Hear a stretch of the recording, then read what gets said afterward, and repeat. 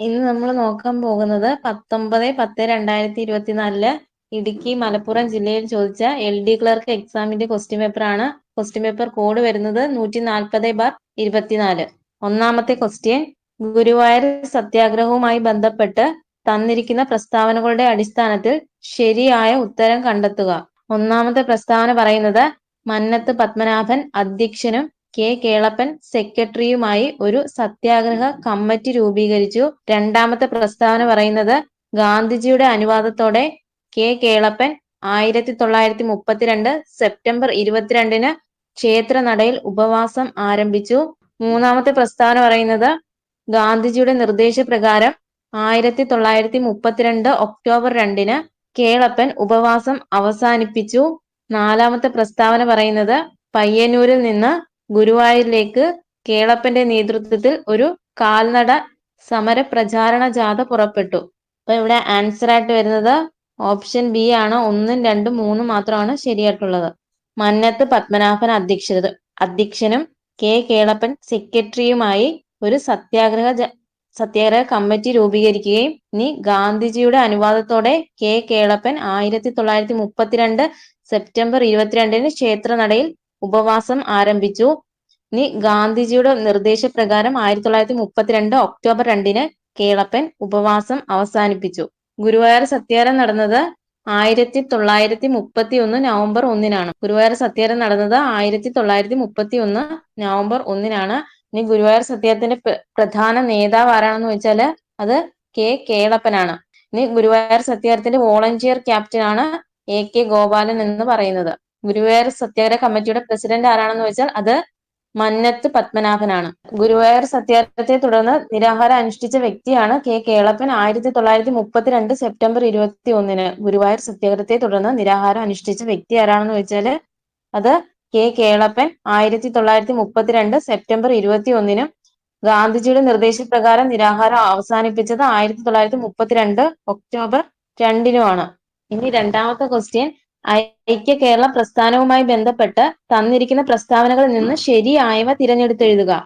ഒന്നാമത്തെ പ്രസ്താവന പറയുന്നു 1947 തൃശൂരിൽ വെച്ച് കെ കേളപ്പന്റെ അധ്യക്ഷതയിൽ ഐക്യ കേരള സമ്മേളനം നടന്നു. രണ്ടാമത്തെ പ്രസ്താവന പറയുന്നു 1949 ജൂലൈ 1 നടന്ന തിരുക്കൊച്ചി സംയോജനം ഐക്യ കേരളത്തിന്റെ ആദ്യ പടിയായി കണക്കാക്കപ്പെട്ടു. മൂന്നാമത്തെ പ്രസ്താവന പറയുന്നു സർദാർ KM പണിക്കർ അധ്യക്ഷനായി ഒരു സംസ്ഥാന പുനഃസംഘടനാ കമ്മീഷൻ രൂപീകൃതമായി. നാലാമത്തെ പ്രസ്താവന പറയുന്നത് 1956 നവംബർ 1 ഐക്യ കേരളം നിലവിൽ വന്നു. അപ്പൊ ഇവിടെ ആൻസർ ആയിട്ട് വരുന്നത് ഓപ്ഷൻ എ ആണ്. 1, 2, 4 മാത്രമാണ് ശരിയായിട്ടുള്ള ആൻസർ. അപ്പം ഒന്നുകൂടെ നോക്കാം. 1947 തൃശൂരിൽ വെച്ച് കെ കേളപ്പന്റെ അധ്യക്ഷതയിൽ ഐക്യ കേരള സമ്മേളനം നടന്നു. ഇനി 1949 ജൂലൈ 1 നടന്ന തിരുക്കൊച്ചി സംയോജനം ഐക്യ കേരളത്തിന്റെ ആദ്യ പടിയായി കണക്കാക്കപ്പെട്ടു. ഇനി 1956 നവംബർ 1 ഐക്യ കേരളം നിലവിൽ വന്നത്. ഇനി ഐക്യ കേരള സമ്മേളനത്തിന് അധ്യക്ഷത വഹിച്ചത് ആരാണെന്ന് ചോദിച്ചാൽ അത് കെ കേളപ്പനാണ് കേട്ടോ. ഐക്യ കേരള സമ്മേളനത്തിന് അധ്യക്ഷത വഹിച്ചത് ആരാണെന്ന് ചോദിച്ചാൽ അത് കെ കേളപ്പനാണ്. ഐക്യ കേരളം എന്ന ആശയം ആദ്യമായി ഉന്നയിച്ചത് 1928 ഏപ്രിൽ നടന്ന നാട്ടുരാജ്യ പ്രജാ സമ്മേളനത്തിനാണ്. ഐക്യ കേരളം എന്ന ആശയം ആദ്യമായി ഉന്നയിച്ചത് 1928 ഏപ്രിലിൽ നടന്ന നാട്ടുരാജ്യ പ്രജാ സമ്മേളനത്തിലാണ്. ഇനി ഐക്യ കേരളം എത്രയും വേഗത്തിൽ സ്ഥാപിക്കണമെന്ന് ആവശ്യപ്പെട്ടുകൊണ്ട് പ്രമേയം അവതരിപ്പിച്ചത് ആരാണെന്ന് ചോദിച്ചാൽ അത് ഈ മൊയ്തു മൗലവിയാണ്. ഐക്യ കേരളം എത്രയും വേഗത്തിൽ സ്ഥാപിക്കണമെന്ന് ആവശ്യപ്പെട്ടുകൊണ്ട് പ്രമേയം അവതരിപ്പിച്ചത് ആരാണെന്ന് ചോദിച്ചാൽ അത് ഈ മൊയ്തു മൗലവിയാണ്. ഇനി ഐക്യ കേരള പ്രസ്ഥാനത്തിന്റെ പ്രധാന ലക്ഷ്യം എന്താണെന്ന് ചോദിച്ചാല് അത് മലയാളം സംസാരിക്കുന്ന ആളുകളെ യോജിപ്പിച്ചുകൊണ്ട് ഒരു സംസ്ഥാനം രൂപീകരിക്കുകയാണ് കേട്ടോ.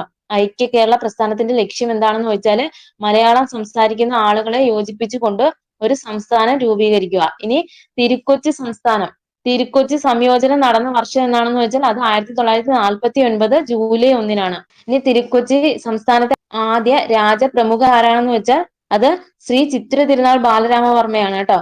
തിരുക്കൊച്ചി സംസ്ഥാനത്തിന്റെ ആദ്യ രാജപ്രമുഖ ആരാണെന്ന് വെച്ചാൽ അത് ശ്രീ ചിത്തിര തിരുനാൾ ബാലരാമവർമ്മയും തിരുക്കൊച്ചി സംസ്ഥാനത്തെ ആദ്യ മുഖ്യമന്ത്രി ആരാണെന്ന് വെച്ചാൽ അത് പരവൂർ TK നാരായണ പിള്ളയും തിരുക്കൊച്ചി സംസ്ഥാനത്തെ അവസാനത്തെ മുഖ്യമന്ത്രി ആരാണെന്ന് വെച്ചാൽ പനമ്പള്ളി ഗോവിന്ദ മേനോനുമാണ്. ഒന്നുകൂടെ പറയാം, തിരുക്കൊച്ചി സംയോജനം നടന്ന വർഷം എന്നാണെന്ന് വെച്ചാൽ അത് 1949 ജൂലൈ 1, ഇനി തിരുക്കൊച്ചി സംസ്ഥാനത്തെ ആദ്യ രാജ്യപ്രമുഖ ആരാണെന്ന് വെച്ചാൽ ശ്രീ ചിത്തിര തിരുനാൾ ബാലരാമവർമ്മയാണ്. തിരുക്കൊച്ചി സംസ്ഥാനത്തെ ആദ്യ മുഖ്യമന്ത്രി പരവൂർ ടി.കെ. നാരായണപിള്ള. തിരുക്കൊച്ചി സംസ്ഥാനത്തെ അവസാനത്തെ മുഖ്യമന്ത്രി ആരാണെന്ന് ചോദിച്ചാൽ അത് പനമ്പിള്ളി ഗോവിന്ദമേനോൻ. ഇനി ഇവിടെ തെറ്റായിട്ടുള്ള ഓപ്ഷൻ പറഞ്ഞിരിക്കുന്നത് സർദാർ കെ.എം. പണിക്കർ അധ്യക്ഷനായിട്ട് ഒരു സംസ്ഥാന പുനഃസംഘടനാ കമ്മീഷൻ രൂപീകൃതമായി. അത് തെറ്റായിട്ടുള്ള ഒരു ഓപ്ഷൻ ആണ്. അപ്പം സംസ്ഥാന പുനഃസംഘടനാ കമ്മീഷൻ 1953 വന്ന സംസ്ഥാന പുനഃസംഘടനാ കമ്മീഷന്റെ അധ്യക്ഷൻ ആരാണെന്ന് ചോദിച്ചാല് അത് ഫസൽ അലിയാണ്. 1953 നിലവിൽ വന്ന സംസ്ഥാന പുനഃസംഘടനാ കമ്മീഷന്റെ അധ്യക്ഷൻ ആരാണെന്ന് ചോദിച്ചാൽ അത് ഫസൽ അലിയാണ്. അംഗങ്ങൾ ആരൊക്കെയാണെന്ന് വെച്ചാൽ അത് സർദാർ കെ.എം. പണിക്കരും എച്ച്.എൻ. കുൻസ്രു ആണ് കേട്ടോ. ഇനി മൂന്നാമത്തെ ക്വസ്റ്റ്യൻ, അമേരിക്കൻ സ്വാതന്ത്ര്യ സമരവുമായി ബന്ധപ്പെട്ട് തന്നിരിക്കുന്ന പ്രസ്താവനകളിൽ നിന്ന് ശരിയായവ തിരഞ്ഞെടുത്ത് എഴുതുക. ഒന്നാമത്തെ പ്രസ്താവന പറയുന്നത് ബ്രിട്ടനെതിരെയുള്ള കോളനിക്കാരുടെ ആക്ഷേപത്തിന് പ്രധാന കാരണം മെർക്കന്റിലിസം എന്ന സാമ്പത്തിക സിദ്ധാന്തമായിരുന്നു. ഇനി രണ്ടാമത്തെ പ്രസ്താവന പറയുന്നു അമേരിക്കൻ സ്വാതന്ത്ര്യ സമരത്തിന് ശേഷം നിലവിൽ വന്ന ഭരണഘടനാ പ്രകാരം പ്രഖ്യാപനം ചെയ്ത പ്രധാന മനുഷ്യാവകാശ പ്രഖ്യാപനമാണ് മനുഷ്യരെല്ലാം സ്വതന്ത്രമായി ജനിക്കുകയും സ്വതന്ത്രമായ അവകാശങ്ങളിൽ സമന്മാരായി വർത്തിക്കുകയും ചെയ്യുക. ഏതൊരു രാഷ്ട്രീയ വ്യവസ്ഥയുടെയും ലക്ഷ്യം മനുഷ്യന്റെ പ്രകൃതിദത്തമായ അവകാശങ്ങളുടെ സംരക്ഷണമാണ്. ഇനി മൂന്നാമത്തെ പ്രസ്താവന വരുന്നത് 1764 ബ്രിട്ടീഷ് പാർലമെന്റ് പഞ്ചസാര ആക്ട് പാസാക്കി. ഈ നിയമം അമേരിക്കയിൽ ഇറക്കുമതി ചെയ്യുന്ന പഞ്ചസാരയിന്മേൽ ഒരു ചുങ്കം ചുമത്തി. ഇനി നാലാമത്തെ പ്രസ്താവന പറയുന്നത് ബ്രിട്ടീഷ് ധനകാര്യ മന്ത്രിയായിരുന്ന ചാൾസ് ഡൗൺ ഷെൽസ് അമേരിക്കൻ ഇറക്കുമതി ചുങ്ക നിയമം പാസാക്കി. അപ്പം ഇവിടെ ആൻസർ ആയിട്ട് വരുന്നത് ഓപ്ഷൻ ബി ആണ്. 1, 3, 4 മാത്രമാണ് ശരിയായിട്ടുള്ള ഓപ്ഷൻ കേട്ടോ. അമേരിക്കൻ സ്വാതന്ത്ര്യ സമരവുമായി ബന്ധപ്പെട്ട ശരിയായിട്ടുള്ള പ്രസ്താവനകൾ ഏതൊക്കെയാണെന്ന് ഒന്നുകൂടെ നോക്കാം. ബ്രിട്ടനെതിരായുള്ള കോളനിക്കാരുടെ ആക്ഷേപത്തിന് പ്രധാന കാരണം മെർക്കന്റിലിസം എന്ന സാമ്പത്തിക സിദ്ധാന്തമായിരുന്നു. ഇനി 1764 ബ്രിട്ടീഷ് പാർലമെന്റ് പഞ്ചസാര ആക്ട് പാസാക്കി. ഈ നിയമം അമേരിക്കയിൽ ഇറക്കുമതി ചെയ്യുന്ന പഞ്ചസാരയിന്മേൽ ഒരു ചുങ്കം ചുമത്തി. ഇനി നാലാമത്തെ പ്രസ്താവന പറയുന്നത് ബ്രിട്ടീഷ് ധനകാര്യ മന്ത്രിയായിരുന്ന ചാൾസ് ഡൗൺഷെൽസ് അമേരിക്കൻ ഇറക്കുമതി ചുങ്ക നിയമം പാസാക്കി. ഇനി മനുഷ്യരെല്ലാം സ്വതന്ത്രരായി ജനിക്കുകയും സ്വതന്ത്രമായ അവകാശങ്ങളിൽ സമന്മാരായി വർത്തിക്കുകയും ചെയ്യുക എന്നത് 1789 ഫ്രഞ്ച് മനുഷ്യാവകാശ പ്രഖ്യാപനവുമായി ബന്ധപ്പെട്ടതാണ് കേട്ടോ. മനുഷ്യരെല്ലാം സ്വതന്ത്രമായി ജനിക്കുകയും സ്വതന്ത്രമായ അവകാശങ്ങളിൽ സമന്മാരായി വർത്തിക്കുകയും ചെയ്യുക എന്നത് 1789 ഫ്രഞ്ച് മനുഷ്യാവകാശ പ്രഖ്യാപനവുമായി ബന്ധപ്പെട്ടതാണ്. ഇനി നാലാമത്തെ ക്വസ്റ്റ്യൻ, അഡോൾഫ് ഹിറ്റ്ലറുമായി ബന്ധപ്പെട്ട് തന്നിരിക്കുന്ന പ്രസ്താവനകളിൽ നിന്ന് ശരിയായവ തിരഞ്ഞെടുത്തെഴുതുക. ക്വസ്റ്റ്യൻ ഒന്നുകൂടെ പറയാം. അഡോൾഫ് ഹിറ്റ്ലറുമായി ബന്ധപ്പെട്ട് തന്നിരിക്കുന്ന പ്രസ്താവനകളിൽ നിന്ന് ശരിയായവ തിരഞ്ഞെടുത്തെഴുതുക. ഒന്നാമത്തെ പ്രസ്താവന പറയുന്നു ഹിറ്റ്ലർ രചിച്ച നാസിസത്തിന്റെ സുവിശേഷ ഗ്രന്ഥമാണ് മെയിൻ കാഫ് അഥവാ എന്റെ സമരം. രണ്ടാമത്തെ പ്രസ്താവന പറയുന്നു 1934 ജർമ്മൻ പ്രസിഡന്റ് ഹിൻഡൻബർഗ് അന്തരിച്ചപ്പോ ഹിറ്റ്ലർ ചാൻസലർ സ്ഥാനവും പ്രസിഡന്റ് സ്ഥാനവും തന്നിൽ ഏകീകരിച്ച് മൂന്നാം ജർമ്മൻ സാമ്രാജ്യം സ്ഥാപിച്ചു. രണ്ടാമത്തെ പ്രസ്താവന ഒന്നുകൂടെ പറയാം. 1934 ജർമ്മൻ പ്രസിഡന്റ് ഹിൻഡൻബർഗ് അന്തരിച്ചപ്പോൾ ഹിറ്റ്ലർ ചാൻസലർ സ്ഥാനവും പ്രസിഡന്റ് സ്ഥാനവും തന്നിൽ ഏകീകരിച്ച് മൂന്നാം ജർമ്മൻ സാമ്രാജ്യം സ്ഥാപിച്ചു. ഇനി മൂന്നാമത്തെ പ്രസ്താവന പറയുന്നത് ഹിറ്റ്ലർ രൂപീകരിച്ച ഒരു സന്നദ്ധ സേനയായിരുന്നു ബ്ലാക്ക് ഷർട്ടുകൾ. ഇനി നാലാമത്തെ പ്രസ്താവന പറയുന്നു ഹിറ്റ്ലർ ചാരവൃത്തിക്ക് വേണ്ടി വിദഗ്ധ പരിശീലനം കൊടുത്തവരായിരുന്നു എലൈറ്റ് ഗാർഡ് അഥവാ SS. ഹിറ്റ്ലർ ചാരവൃത്തിക്ക് വേണ്ടി വിദഗ്ധ പരിശീലനം കൊടുത്തവരായിരുന്നു എലൈറ്റ് ഗാർഡ് അഥവാ SS. അപ്പൊ ഇവിടെ ശരിയായിട്ടുള്ള ആൻസർ വരുന്നത് ഓപ്ഷൻ ഡി ആണ്. 1, 2, 4 മാത്രമാണ് ശരിയായിട്ടുള്ളത് കേട്ടോ. ഹിറ്റ്ലർ രചിച്ച നാസിസത്തിന്റെ സുവിശേഷ ഗ്രന്ഥമാണ് മെയിൻ കാഫ് അഥവാ എന്റെ സമരം. 1934 ജർമ്മൻ പ്രസിഡന്റ് ഹിൻഡൻബർഗ് അന്തരിച്ചപ്പോ ഹിറ്റ്ലർ ചാൻസലർ സ്ഥാനവും പ്രസിഡന്റ് സ്ഥാനവും തന്നിൽ ഏകീകരിച്ച് മൂന്നാം ജർമ്മൻ സാമ്രാജ്യം സ്ഥാപിച്ചു. ഇനി ഹിറ്റ്ലർ ചാരവൃത്തിക്ക് വേണ്ടി വിദഗ്ധ പരിശീലനം കൊടുത്തവരായിരുന്നു എലൈറ്റ് ഗാർഡ് എന്ന് പറയുന്നത്. ഇനി നാസിസത്തിന്റെ പ്രധാന വക്താവായ ഹിറ്റ്ലർ രൂപീകരിച്ച സംഘടന ഏതാണെന്ന് ചോദിച്ചാല് അത് ബ്രൗൺ ഷർട്ട് ആണ് കേട്ടോ. Brown shirt. നാസിസത്തിന്റെ പ്രധാന വക്താവായ ഹിറ്റ്ലർ രൂപീകരിച്ച സംഘടന ഏതാണെന്ന് ചോദിച്ചാൽ അത് ബ്രൗൺ ഷർട്ടും ഫാസിസത്തിന്റെ വക്താവായ മുസോളിനി രൂപീകരിച്ച സംഘടന ഏതാണെന്ന് ചോദിച്ചാല് അത് ബ്ലാക്ക് ഷർട്ട് അഥവാ കരിങ്കുപ്പായക്കാർ കേട്ടോ. മുസോളിനി രൂപീകരിച്ച സംഘടനയാണ് ബ്ലാക്ക് ഷർട്ട് അഥവാ കരിങ്കുപ്പായക്കാർ എന്ന് പറയുന്നത്. ഇനി അഞ്ചാമത്തെ ക്വസ്റ്റ്യൻ, ഗാന്ധിജിയുടെ ആദ്യകാല സമരങ്ങളുടെ കൂട്ടത്തിൽ നിന്ന് ശരിയായ ഉത്തരം കണ്ടെത്തുക. ഒന്നാമത് പറഞ്ഞിരിക്കുന്നത് ബർദോളി, രണ്ടാമത് പറഞ്ഞിരിക്കുന്നു ചമ്പാരൻ, മൂന്നാമത് പറഞ്ഞിരിക്കുന്നു ഖേദ, നാലാമത് പറഞ്ഞിരിക്കുന്നു അഹമ്മദാബാദ്. ഏതൊക്കെയാണ് ഗാന്ധിജിയുടെ ആദ്യകാല സമരങ്ങളുടെ കൂട്ടത്തിൽ ശരിയായ ഉത്തരം ഏതൊക്കെയാണ്? അത് ഓപ്ഷൻ എ 2, 3, 4 മാത്രമാണ് കേട്ടോ. ചമ്പാരൻ സത്യാഗ്രഹം, ഖേദ സത്യാഗ്രഹം, അഹമ്മദാബാദ് സത്യാഗ്രഹം. ഇനി ചമ്പാരൻ സത്യാഗ്രഹം വർഷം എന്നാണ്? അത് 1917. അഹമ്മദാബാദ് തുണിമിൽ സമരം അത് 1918. ഖേദ സത്യാഗ്രഹം എന്നായിരുന്നു? ഖേദ സത്യാഗ്രഹം അതും 1918 ആണ് കേട്ടോ. ഇനി ബർദോളി സത്യാഗ്രഹം എന്നായിരുന്നു? ബർദോളി സത്യാഗ്രഹം അത് 1928 സർദാർ വല്ലഭായ് പട്ടേലിന്റെ നേതൃത്വത്തിൽ നടന്ന സത്യാഗ്രഹമായിരുന്നു കേട്ടോ. അപ്പം ഗാന്ധിജിയുടെ ആദ്യകാല സമരങ്ങൾ ഏതൊക്കെയാണെന്ന് വെച്ചാൽ അത് ചമ്പാരൻ സത്യാഗ്രഹം, അഹമ്മദാബാദ് സത്യാഗ്രഹം, പിന്നെ ഖേദ സത്യാഗ്രഹം. ബർദോളി സത്യാഗ്രഹം നയിച്ചത് അത് സർദാർ വല്ലഭായ് പട്ടേൽ 1928 ഇനി ആറാമത്തെ ക്വസ്റ്റ്യൻ, 77ാമത് കാൻ ഫിലിം ഫെസ്റ്റിവലിനെ അടിസ്ഥാനമാക്കി താഴെ തന്നിരിക്കുന്നവയുടെ കൂട്ടത്തിൽ നിന്നും ശരിയായവ തിരഞ്ഞെടുത്തെഴുതുക. ഒന്നാമത് പറഞ്ഞിരിക്കുന്നത് മികച്ച നടൻ ജെസ്സി പ്ലെമോൺസ്, രണ്ടാമത് പറഞ്ഞിരിക്കുന്നു മികച്ച നടി എമിലിയ പെരേസ്, മൂന്നാമത് പറഞ്ഞിരിക്കുന്നത് ജൂറി പ്രൈസ് എമിലിയ പെരേസ്, നാലാമത് പറഞ്ഞിരിക്കുന്നത് മികച്ച സംവിധായകൻ Miguel Gomez.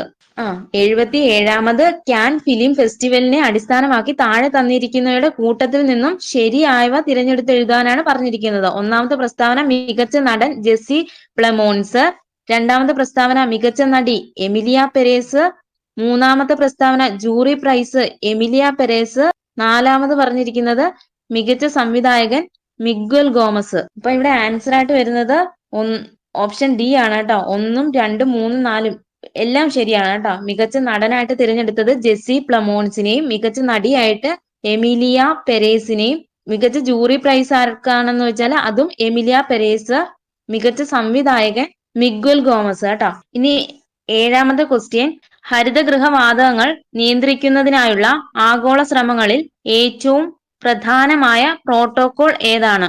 Option A Nagoya protocol, option B Cartagena protocol, option C Kyoto protocol, option D Ramsar convention. അത് ഓപ്ഷൻ സി ക്യോട്ടോ പ്രോട്ടോകോൾ ആണ് കേട്ടോ. ഹരിതഗൃഹവാതകങ്ങൾ നിയന്ത്രിക്കുന്നതിനായുള്ള ആഗോള ശ്രമങ്ങളിൽ ഏറ്റവും പ്രധാന പ്രോട്ടോകോൾ ഏതാണെന്ന് വെച്ചാല് അത് ക്യോട്ടോ പ്രോട്ടോകോൾ ആണ്. ഇനി ക്യോട്ടോ പ്രോട്ടോകോൾ വിളംബരം ചെയ്യപ്പെട്ട തീയതി എന്നാണെന്ന് വെച്ചാൽ അത് 1997 ഡിസംബർ 11 കേട്ടോ. ക്യോട്ടോ പ്രോട്ടോകോൾ വിളംബരം ചെയ്യപ്പെട്ട തീയതി എന്താണെന്ന് ചോദിച്ചാല് അത് 1997 ഡിസംബർ 11. വേദി എവിടെയാണെന്ന് വെച്ചാൽ അത് ജപ്പാനാണ്. ഇനി ക്യോട്ടോ പ്രോട്ടോകോൾ നിലവിൽ വന്ന തീയതി എന്താണെന്ന് വെച്ചാൽ അത് 2005 ഫെബ്രുവരി 16. ക്യോട്ടോ പ്രോട്ടോകോൾ നിലവിൽ വന്ന തീയതി അത് 2005 ഫെബ്രുവരി 16. ഇനി 1992 കൺവെൻഷൻ ഓൺ ബയോളജിക്കൽ ഡൈവേഴ്സിറ്റിയുടെ ഒരു അനുബന്ധ കരാർ ഏതാണെന്ന് ചോദിച്ചാൽ അതാണ് നഗോയ പ്രോട്ടോകോൾ എന്ന് പറയുന്നത് കേട്ടോ. 1992 കൺവെൻഷൻ ഓൺ ബയോളജിക്കൽ ഡൈവേഴ്സിറ്റിയുടെ ഒരു അനുബന്ധ കരാർ ഏതാണെന്ന് വെച്ചാൽ അതാണ് നഗോയ പ്രോട്ടോകോൾ എന്ന് പറയുന്നത്. ഇനി ആധുനിക ബയോടെക്നോളജിയുടെ ഫലമായി മാറ്റം വരുത്തിയ ജീവികളുടെ സുരക്ഷിതമായി കൈകാര്യം ചെയ്യുന്നത് സംബന്ധിച്ച അന്തർദേശീയ കരാർ ഏതാണെന്ന് ചോദിച്ചാൽ അത് കാർട്ടജീന പ്രോട്ടോകോൾ ആണ്. ഒന്നുകൂടെ പറയാം, ആധുനിക ബയോടെക്നോളജിയുടെ ഫലമായി മാറ്റം വരുത്തിയ ജീവികളെ സുരക്ഷിതമായി കൈകാര്യം ചെയ്യുന്നത് സംബന്ധിച്ച അന്തർദേശീയ കരാർ ഏതാണെന്ന് ചോദിച്ചാൽ അത് കാർട്ടജീന പ്രോട്ടോകോൾ 2003 നിലവിൽ വന്നത്. ഇനി 8ാമത്തെ ക്വസ്റ്റ്യൻ, ആനർ, ഗിർന ഏത് നദിയുടെ പ്രധാന പോഷക നദികളാണ്? ഒന്നുകൂടെ വായിക്കാം. ആനർ, ഗിർന ഏത് നദിയുടെ പ്രധാന പോഷക നദികളാണ്? ഓപ്ഷൻ വായിക്കാം. Option A Godavari, option B Kaveri, option C Narmada, option D Tapti. അത് ഓപ്ഷൻ ഡി താപ്തിയാണ് കേട്ടോ. ആനർ, ഗിർന എന്നിവ താപ്തിയുടെ പ്രധാന പോഷക നദികളാണ്. ഇനി മഹാനദിയുടെ പ്രധാന പോഷക നദികൾ ഏതൊക്കെയാണെന്ന് ചോദിച്ചാല് ഇബും ടെല്ലും ആണ് കേട്ടോ. മഹാനദിയുടെ പ്രധാന പോഷക നദി ഏതാണെന്ന് ചോദിച്ചാൽ അത് ഇബ്, ടെല്ല്. ഇനി ഗോദാവരിയുടെ പ്രധാന പോഷക നദികൾ ഏതൊക്കെയാണെന്ന് ചോദിച്ചാല് അത് ഇന്ദ്രാവതി ഉണ്ട്, ശബരി ഉണ്ട്. ഗോദാവരിയുടെ പ്രധാന പോഷക നദികൾ ഏതൊക്കെയാണെന്ന് വെച്ചാൽ അത് ഇന്ദ്രാവതിയും ശബരിയുമാണ്. ഇനി കൃഷ്ണ നദിയുടെ പ്രധാന പോഷക നദികൾ ഏതൊക്കെയാണെന്ന് ചോദിച്ചാല് ഭീമയും തുംഗഭദ്രയും. കൃഷ്ണാനദിയുടെ പ്രധാന പോഷക നദികളാണ് ഭീമയും തുംഗഭദ്രയും. ഇനി കാവേരി നദിയുടെ പ്രധാന പോഷക നദികൾ കബനി, അമരാവതി. കേട്ടോ, കാവേരി നദിയുടെ പോഷക നദികൾ ഏതൊക്കെയാണെന്ന് ചോദിച്ചാല് അത് കബനിയുണ്ട്, അമരാവതിയുണ്ട്. ഇനി നർമ്മദാ നദിയുടെ പോഷക നദികൾ ഏതൊക്കെയാണെന്ന് ചോദിച്ചാൽ ഹിരൺ, ബഞ്ചൻ. ഒന്നുകൂടെ പറയാം, മഹാനദിയുടെ പ്രധാന പോഷക നദികളാണ് ഇബ്, ടെല്ല്. ഗോദാവരിയുടെ പ്രധാന പോഷക നദികളാണ് ഇന്ദ്രാവതി, ശബരി. കൃഷ്ണ നദിയുടെ പ്രധാന പോഷക നദി ഏതൊക്കെയാണെന്ന് വെച്ചാൽ ഭീമയുണ്ട്, തുംഗഭദ്ര. പിന്നെ കാവേരി നദിയുടെ പോഷക നദി കബനി, അമരാവതി. നർമ്മദ നദിയുടെ പോഷക നദികള് ഹിരൺ, ബഞ്ചൻ. ഇനി 9ാമത്തെ ക്വസ്റ്റ്യൻ, 1959 റഷ്യയുടെ സാങ്കേതിക സഹായത്തോടെ സ്ഥാപിച്ച ഇരുമ്പുരുക്ക് ശാല ഇന്ത്യയിൽ എവിടെയാണ് സ്ഥിതി ചെയ്യുന്നത്? ഓപ്ഷൻ വായിക്കാം. Option A Durg, option B Durgapur, option C Sundargarh, option D Bokaro. Question ഒന്നുകൂടെ പറയാം. 1959 റഷ്യയുടെ സാങ്കേതിക സഹായത്തോടെ സ്ഥാപിച്ച ഇരുമ്പുരുക്ക് ശാല ഇന്ത്യയിൽ എവിടെയാണ് സ്ഥിതി ചെയ്യുന്നത്? ഓപ്ഷൻ വായിക്കാം. Option A Durg, option B Durgapur, option C Sundargarh, option D Bokaro.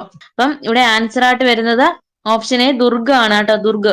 Hindustan steel limited Bhilai സ്ഥിതി ചെയ്യുന്ന സ്ഥലം എവിടെയാണെന്ന് വെച്ചാൽ അത് ദുർഗ്, ഛത്തീസ്ഗഡിലാണ് കേട്ടോ. 1959 റഷ്യയുടെ സാങ്കേതിക സഹായത്തോടെ സ്ഥാപിച്ച ഇരുമ്പുരുക്ക് ശാല ഏതാണെന്ന് ചോദിച്ചാൽ അത് ഹിന്ദുസ്ഥാൻ സ്റ്റീൽ ലിമിറ്റഡ് ഭിലായി. ഇനി ഹിന്ദുസ്ഥാൻ സ്റ്റീൽ ലിമിറ്റഡ് റൂർക്കേല സ്ഥിതി ചെയ്യുന്ന സ്ഥലം ചോദിച്ചാൽ അതാണ് സുന്ദർഗഡ്, ഒഡീഷ. ഹിന്ദുസ്ഥാൻ സ്റ്റീൽ ലിമിറ്റഡ് റൂർക്കേല സ്ഥിതി ചെയ്യുന്ന സ്ഥലമാണ് സുന്ദർഗഡ്, ഒഡീഷ. 1959 ജർമ്മനിയുടെ സാങ്കേതിക സഹായത്തോടെ സ്ഥാപിച്ചു. ഇനി ഹിന്ദുസ്ഥാൻ സ്റ്റീൽ ലിമിറ്റഡ് ദുർഗാപൂർ അത് സ്ഥിതി ചെയ്യുന്ന സ്ഥലം എവിടെയാണെന്ന് വെച്ചാൽ അത് ദുർഗാപൂർ, പശ്ചിമ ബംഗാളാണ്. 1962 UK സാങ്കേതിക സഹായത്തോടെ പ്രവർത്തനം ആരംഭിച്ചു. ഇനി ഹിന്ദുസ്ഥാൻ സ്റ്റീൽ ലിമിറ്റഡ് ബൊക്കാറോ സ്ഥിതി ചെയ്യുന്ന സ്ഥലമാണ് ബൊക്കാറോ, ജാർഖണ്ഡ്. 1964 റഷ്യയുടെ സാങ്കേതിക സഹായത്തോടെ ആരംഭിച്ചു. 10ാമത്തെ ക്വസ്റ്റ്യൻ, രാത്രികാലങ്ങളിൽ പർവ്വത പ്രദേശങ്ങളിൽ നിന്നും താഴ്വാരത്തേക്ക് വീശുന്ന കാറ്റിന്റെ പേരെന്ത്? ഓപ്ഷൻ വായിക്കാം. ഓപ്ഷൻ എ കരക്കാറ്റ്, ഓപ്ഷൻ ബി പർവ്വതക്കാറ്റ്, ഓപ്ഷൻ സി താഴ്വരക്കാറ്റ്, ഓപ്ഷൻ ഡി കടൽക്കാറ്റ്. അത് ഓപ്ഷൻ ബി പർവ്വതക്കാറ്റാണ് കേട്ടോ, പർവ്വതക്കാറ്റ്. രാത്രി കാലങ്ങളില് പർവ്വത പ്രദേശങ്ങളിൽ നിന്നും താഴ്വാരത്തേക്ക് വീശുന്ന കാറ്റാണ് പർവ്വതക്കാറ്റ് എന്ന് പറയുന്നത്. ഇനി സമുദ്രനിരപ്പിൽ നിന്ന് ഏറെ ഉയർന്ന പർവ്വത മേഖലകളിൽ അനുഭവപ്പെടുന്ന കാറ്റുകളാണ് ഇവ കേട്ടോ. പർവ്വതക്കാറ്റും താഴ്വരക്കാറ്റുമാണ് നോക്കുന്നത്. സമുദ്രനിരപ്പിൽ നിന്ന് ഏറെ ഉയർന്ന പർവ്വത മേഖലകളിൽ അനുഭവപ്പെടുന്ന കാറ്റുകളാണ് ഇവ.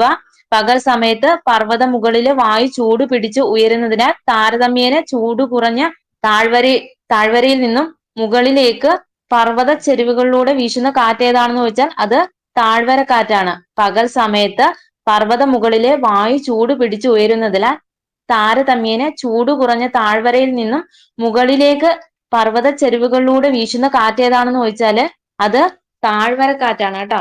ഇനി രാത്രി കാലങ്ങളില് പർവ്വത പ്രദേശങ്ങളിലെ തണുപ്പ് മൂലം വായു തണുക്കുന്നു. രാത്രി കാലങ്ങളില് പർവ്വത പ്രദേശങ്ങളിലെ തണുപ്പ് മൂലം വായു തണുക്കുകയും ഈ തണുത്ത വായുവിന് ഭാരം കൂടുതലായതിനാൽ അത് താഴ്വാരത്തേക്ക് വീശുന്നു. ഇതാണ് പർവ്വതക്കാറ്റ് എന്ന് പറയുന്നത്. അപ്പം രാത്രി കാലങ്ങളിൽ പർവ്വത പ്രദേശങ്ങളിൽ നിന്നും താഴ്വാരത്തേക്ക് വീശുന്ന കാറ്റാണ് പർവ്വതക്കാറ്റ് എന്ന് പറയുന്നത്. ഇനി 11ാമത്തെ ക്വസ്റ്റ്യൻ, ധരാതലീയ ഭൂപടങ്ങളിൽ വടക്ക് തെക്ക് ദിശയിൽ വരച്ചിട്ടുള്ള രേഖകളെ ഡാഷ് എന്ന് പറയുന്നു. ഓപ്ഷൻ വായിക്കാം. Option A eastings, option B contour രേഖകൾ, option C form line, option D northings. അത് ഓപ്ഷൻ എ ഈസ്റ്റിങ്സ് ആണ് കേട്ടോ. ധരാതലീയ ഭൂപടങ്ങളിൽ വടക്ക് തെക്ക് ദിശയിൽ വരച്ചിട്ടുള്ള രേഖകളെ അറിയപ്പെടുന്നത് ഈസ്റ്റിങ്സ് എന്നാണ്. ധരാതലീയ ഭൂപടങ്ങളിൽ കിഴക്ക് പടിഞ്ഞാറ് ദിശയിലുള്ള വരകൾ അറിയപ്പെടുന്ന പേരെന്താണ്? ധരാതലീയ ഭൂപടങ്ങളിൽ കിഴക്ക് പടിഞ്ഞാറ് ദിശകളിലുള്ള വരകൾ അറിയപ്പെടുന്നത് അത് നോർത്തിങ്സ് എന്ന് അറിയപ്പെടുന്നു. ഇനി ഈസ്റ്റിങ്സിന്റെ മൂല്യം കിഴക്കു ദിശയിലേക്ക് പോകുന്തോറും എന്ത് ചെയ്യുന്നു? കൂടി വരുന്നുണ്ട് കേട്ടോ. ഈസ്റ്റിങ്സിന്റെ മൂല്യം കിഴക്കു ദിശയിലേക്ക് പോകുന്തോറും കൂടി വരികയും നോർത്തിങ്സിന്റെ മൂല്യം വടക്ക് ദിശയിലേക്ക് പോകുന്തോറും കൂടി വരികയും ചെയ്യുന്നു. നോർത്തിങ്സിന്റെ മൂല്യം വടക്കു ദിശയിലേക്ക് പോകുന്തോറും കൂടി വരുന്നു കേട്ടോ. ഇനി സമുദ്രനിരപ്പിൽ നിന്ന് ഒരേ ഉയരമുള്ള സ്ഥലങ്ങളെ തമ്മിൽ യോജിപ്പിച്ച് വരയ്ക്കുന്ന സാങ്കല്പിക രേഖകൾ ഏതൊക്കെയാണ്? സാങ്കല്പിക രേഖ ഏതാണ്? സമുദ്രനിരപ്പിൽ നിന്ന് ഒരേ ഉയരമുള്ള സ്ഥലങ്ങളെ തമ്മിൽ യോജിപ്പിച്ച് വരയ്ക്കുന്ന സാങ്കല്പിക രേഖയാണ് അത് കോണ്ടൂർ രേഖകൾ എന്നറിയപ്പെടുന്നു കേട്ടോ. അടുത്തടുത്ത രണ്ട് കോണ്ടൂർ രേഖകളുടെ മൂല്യ വ്യത്യാസം അറിയപ്പെടുന്ന പേരെന്താണ്? അടുത്തടുത്തുള്ള രണ്ട് കോണ്ടൂർ രേഖകളുടെ മൂല്യ വ്യത്യാസം അറിയപ്പെടുന്നത് അത് കോണ്ടൂർ ഇടവേള എന്നറിയപ്പെടുന്നു കേട്ടോ. കോണ്ടൂർ ഇടവേള എന്നറിയപ്പെടുന്നു. ഇനി 1:50,000 തോതിലുള്ള ധരാതലീയ ഭൂപടങ്ങളിലെ കോണ്ടൂർ ഇടവേള എത്രയാണ്? 1:50,000 തോതിലുള്ള ധരാതലീയ ഭൂപടങ്ങളിലെ കോണ്ടൂർ ഇടവേള എത്രയാണെന്ന് ചോദിച്ചാൽ അത് 20 മീറ്റർ ആണ് കേട്ടോ. 1:50,000 തോതിലുള്ള ധരാതലീയ ഭൂപടങ്ങളുടെ കോണ്ടൂർ ഇടവേള എത്രയാണെന്ന് ചോദിച്ചാൽ അത് 20 മീറ്റർ ആണ്. ഇനി ദുർഘടമായ പ്രദേശങ്ങളുടെ ഉയരം ഭൂസർവേയിലൂടെ കണ്ടെത്താൻ കഴിയാതെ വരുമ്പോൾ ആ പ്രദേശത്തിന്റെ ഉയരം ഭൂപടങ്ങളിൽ തുടർച്ചയില്ലാത്ത രേഖകളാൽ ചിത്രീകരിക്കുന്നത് അറിയപ്പെടുന്ന പേരെന്താണ്? ദുർഘടമായ പ്രദേശങ്ങളുടെ ഉയരം ഭൂസർവേയിലൂടെ കണ്ടെത്താൻ കഴിയാതെ വരുമ്പോൾ ആ പ്രദേശത്തിന്റെ ഉയരം ഭൂപടങ്ങളിൽ തുടർച്ചയില്ലാത്ത രേഖകളാൽ ചിത്രീകരിക്കുന്നതിനെ അറിയപ്പെടുന്ന പേരാണ് ഫോം ലൈനുകൾ എന്നറിയപ്പെടുന്നു കേട്ടോ. ഫോം ലൈനുകൾ. ഇനി 12ാമത്തെ ക്വസ്റ്റ്യൻ, കർണാടകയിലെ ആദി ചുങ്കനഗിരി പക്ഷി സങ്കേതം ഏത് പക്ഷിയുമായാണ് ബന്ധപ്പെട്ടത്? ഓപ്ഷൻ വായിക്കാം. ഓപ്ഷൻ എ മീൻകൊത്തി ചാത്തൻ, ഓപ്ഷൻ ബി മയിൽ, ഓപ്ഷൻ സി വയൽക്കോതി, ഓപ്ഷൻ ഡി കഴുകൻ. അത് ഓപ്ഷൻ ബി മയിലാണ് കേട്ടോ. കർണാടകയിലെ ആദി ചുങ്കനഗിരി പക്ഷി സങ്കേതം ഏത് പക്ഷിയുമായി ബന്ധപ്പെട്ടതാണെന്ന് ചോദിച്ചാല് അത് മയിലാണ്. ഇനി 13ാമത്തെ ക്വസ്റ്റ്യൻ, താഴെ പറയുന്നവയിൽ ഇന്ത്യയിൽ നിലനിന്ന ഭൂ ഉടമ സമ്പ്രദായം. ഓപ്ഷൻ വായിക്കാം. ഓപ്ഷൻ എ ജമീന്ദാരി സമ്പ്രദായം, ഓപ്ഷൻ ബി റൈഡ്വാരി സമ്പ്രദായം, ഓപ്ഷൻ സി ഫ്യൂഡൽ സമ്പ്രദായം, ഓപ്ഷൻ ഡി മഹൽവാരി സമ്പ്രദായം. ഇപ്പൊ ഇവിടെ ആൻസർ ആയിട്ട് വരുന്നത് ഓപ്ഷൻ സി എല്ലാം ശരിയാണ് കേട്ടോ. ഇന്ത്യയിൽ നിലനിന്ന ഭൂ ഉടമ സമ്പ്രദായം ഏതൊക്കെയാണെന്ന് വെച്ചാൽ സെമീന്ദാരി സമ്പ്രദായം, റൈഡ്വാരി സമ്പ്രദായം, ഫ്യൂഡൽ സമ്പ്രദായം, മഹൽവാരി സമ്പ്രദായം. ഇനി ശാശ്വത ഭൂനികുതി വ്യവസ്ഥ ഏതൊക്കെ പ്രദേശങ്ങളിലാണ് നടപ്പിലാക്കിയത്? അത് ബംഗാൾ, ബീഹാർ, ഒഡീഷ പ്രദേശങ്ങളിൽ നടപ്പിലാക്കപ്പെട്ടതാണ് കേട്ടോ. ശാശ്വത ഭൂനികുതി വ്യവസ്ഥ എന്നത് ബംഗാൾ, ബീഹാർ, ഒഡീഷ പ്രദേശങ്ങളിൽ നടപ്പിലാക്കപ്പെട്ടതാണ്. ഇനി റൈറ്റ് വാരി വ്യവസ്ഥ. റൈറ്റ് വാരി എവിടെയൊക്കെയാണ്? അത് ദക്ഷിണേന്ത്യൻ പ്രദേശങ്ങളാണ് കേട്ടോ. റൈറ്റ് വാരി വ്യവസ്ഥ ദക്ഷിണേന്ത്യൻ പ്രദേശങ്ങളിൽ നടപ്പിലാക്കപ്പെട്ട ഭൂനികുതി വ്യവസ്ഥയാണ്. ഇനി മഹൽവാരി വ്യവസ്ഥ എവിടെയാണെന്ന് വെച്ചാൽ അത് വടക്ക് പടിഞ്ഞാറൻ ഇന്ത്യയാണ്. മഹൽവാരി വ്യവസ്ഥ വടക്ക് പടിഞ്ഞാറൻ ഇന്ത്യയാണ്. ഇനി ശാശ്വത ഭൂനികുതി വ്യവസ്ഥ നടപ്പിലാക്കിയ ബ്രിട്ടീഷ് ഗവർണർ ജനറൽ ആരാണ്? ശാശ്വത ഭൂനികുതി വ്യവസ്ഥ നടപ്പിലാക്കിയ ബ്രിട്ടീഷ് ഗവർണർ ജനറൽ ആരാണെന്ന് വെച്ചാൽ അത് കോൺവാലിസ് പ്രഭു ആണ് കേട്ടോ. കോൺവാലിസ് പ്രഭു. ഇനി ചോദിക്കാം, കർഷകരിൽ നിന്ന് നേരിട്ട് നികുതി പിരിച്ചിരുന്ന രീതി അറിയപ്പെടുന്നത് അത് റയട്ട് വാരി വ്യവസ്ഥയാണ് കേട്ടോ. കർഷകരിൽ നിന്ന് നേരിട്ട് നികുതി പിരിച്ചിരുന്ന രീതിയാണ് റയട്ട് വാരി വ്യവസ്ഥ എന്ന് പറയുന്നത്. ഇനി ഗ്രാമത്തലവൻ മുഖേന നികുതി പിരിച്ചിരുന്ന രീതിയാണ് മഹൽവാരി വ്യവസ്ഥ എന്ന് അറിയപ്പെടുന്നത് കേട്ടോ. ഗ്രാമത്തലവൻ മുഖേന നികുതി പിരിച്ചിരുന്ന രീതിയാണ് മഹൽവാരി വ്യവസ്ഥ. ഇനി 14ാമത്തെ ക്വസ്റ്റ്യൻ, ഒരു ദ്വിമേഖല ടു സെക്ടർ സമ്പദ് വ്യവസ്ഥയിൽ ഉൾപ്പെടുന്ന ജോഡികളെ സംബന്ധിച്ച് ശരിയായ ജോഡി കണ്ടെത്തുക. ക്വസ്റ്റ്യൻ ഒന്നുകൂടെ പറയാം. ഒരു ദ്വിമേഖല സമ്പദ് വ്യവസ്ഥയിൽ ഉൾപ്പെടുന്ന മേഖലകളെ സംബന്ധിച്ച് ശരിയായ ജോഡി കണ്ടെത്തുക. ഓപ്ഷൻ എ പറയുന്നു കുടുംബങ്ങൾ ഗവൺമെന്റ്, ഓപ്ഷൻ ബി പറയുന്നു കുടുംബങ്ങൾ വിദേശ മേഖല, ഓപ്ഷൻ സി പറയുന്നു കുടുംബങ്ങൾ സംരംഭങ്ങൾ, ഓപ്ഷൻ ഡി പറയുന്നു സംരംഭങ്ങൾ ഗവൺമെന്റ്. അത് ഓപ്ഷൻ സി ആണ് കേട്ടോ. ഓപ്ഷൻ സി കുടുംബങ്ങൾ സംരംഭങ്ങളാണ് കേട്ടോ. അപ്പം ഒരു ദ്വിമേഖല സമ്പദ് വ്യവസ്ഥയിൽ ഉൾപ്പെടുന്ന മേഖലകളെ സംബന്ധിച്ച് ശരിയായ ജോഡി കണ്ടെത്താൻ പറഞ്ഞിരിക്കുന്നത് അതിൽ ഓപ്ഷൻ സി കുടുംബങ്ങൾ സംരംഭങ്ങളാണ് കേട്ടോ. ഇനി 15ാമത്തെ ക്വസ്റ്റ്യൻ, താഴെ പറയുന്നവയിൽ തൃതീയ മേഖലയിൽ ഉൾപ്പെടുന്ന സേവനം. ക്വസ്റ്റ്യൻ ഒന്നുകൂടെ പറയാം. താഴെ പറയുന്നവയിൽ തൃതീയ മേഖലയിൽ ഉൾപ്പെടുന്ന സേവനം. ഓപ്ഷൻ വായിക്കാം. ഓപ്ഷൻ എ ഖനനം, ഓപ്ഷൻ ബി നിർമ്മാണ പ്രവർത്തനം, ഓപ്ഷൻ സി വാർത്താവിനിമയം, ഓപ്ഷൻ ഡി മൃഗപരിപാലനം. അത് ഓപ്ഷൻ സി വാർത്താവിനിമയമാണ് കേട്ടോ. വാർത്താവിനിമയം. ഇനി ഒരു രാജ്യത്തെ സമ്പദ്ഘടനയെ പ്രധാനമായും 3 അടിസ്ഥാന മേഖലകളായിട്ട് തരംതിരിച്ചിരിക്കുന്നു. ഒരു രാജ്യത്തെ സമ്പദ്ഘടനയെ പ്രധാനമായിട്ട് 3 അടിസ്ഥാന മേഖലകളായി തരം തിരിച്ചിരിക്കുന്നു. ഏതൊക്കെയാണെന്ന് ചോദിച്ചാൽ അത് പ്രാഥമിക മേഖല, ദ്വിതീയ മേഖല, തൃതീയ മേഖല.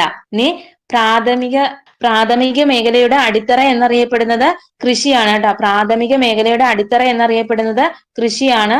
ഇന്ത്യൻ സമ്പദ് വ്യവസ്ഥയുടെ നട്ടെല്ല് എന്നറിയപ്പെടുന്ന മേഖല ഏതാണ് എന്ന് ചോദിച്ചാൽ അത് കാർഷിക മേഖലയാണ് കേട്ടോ.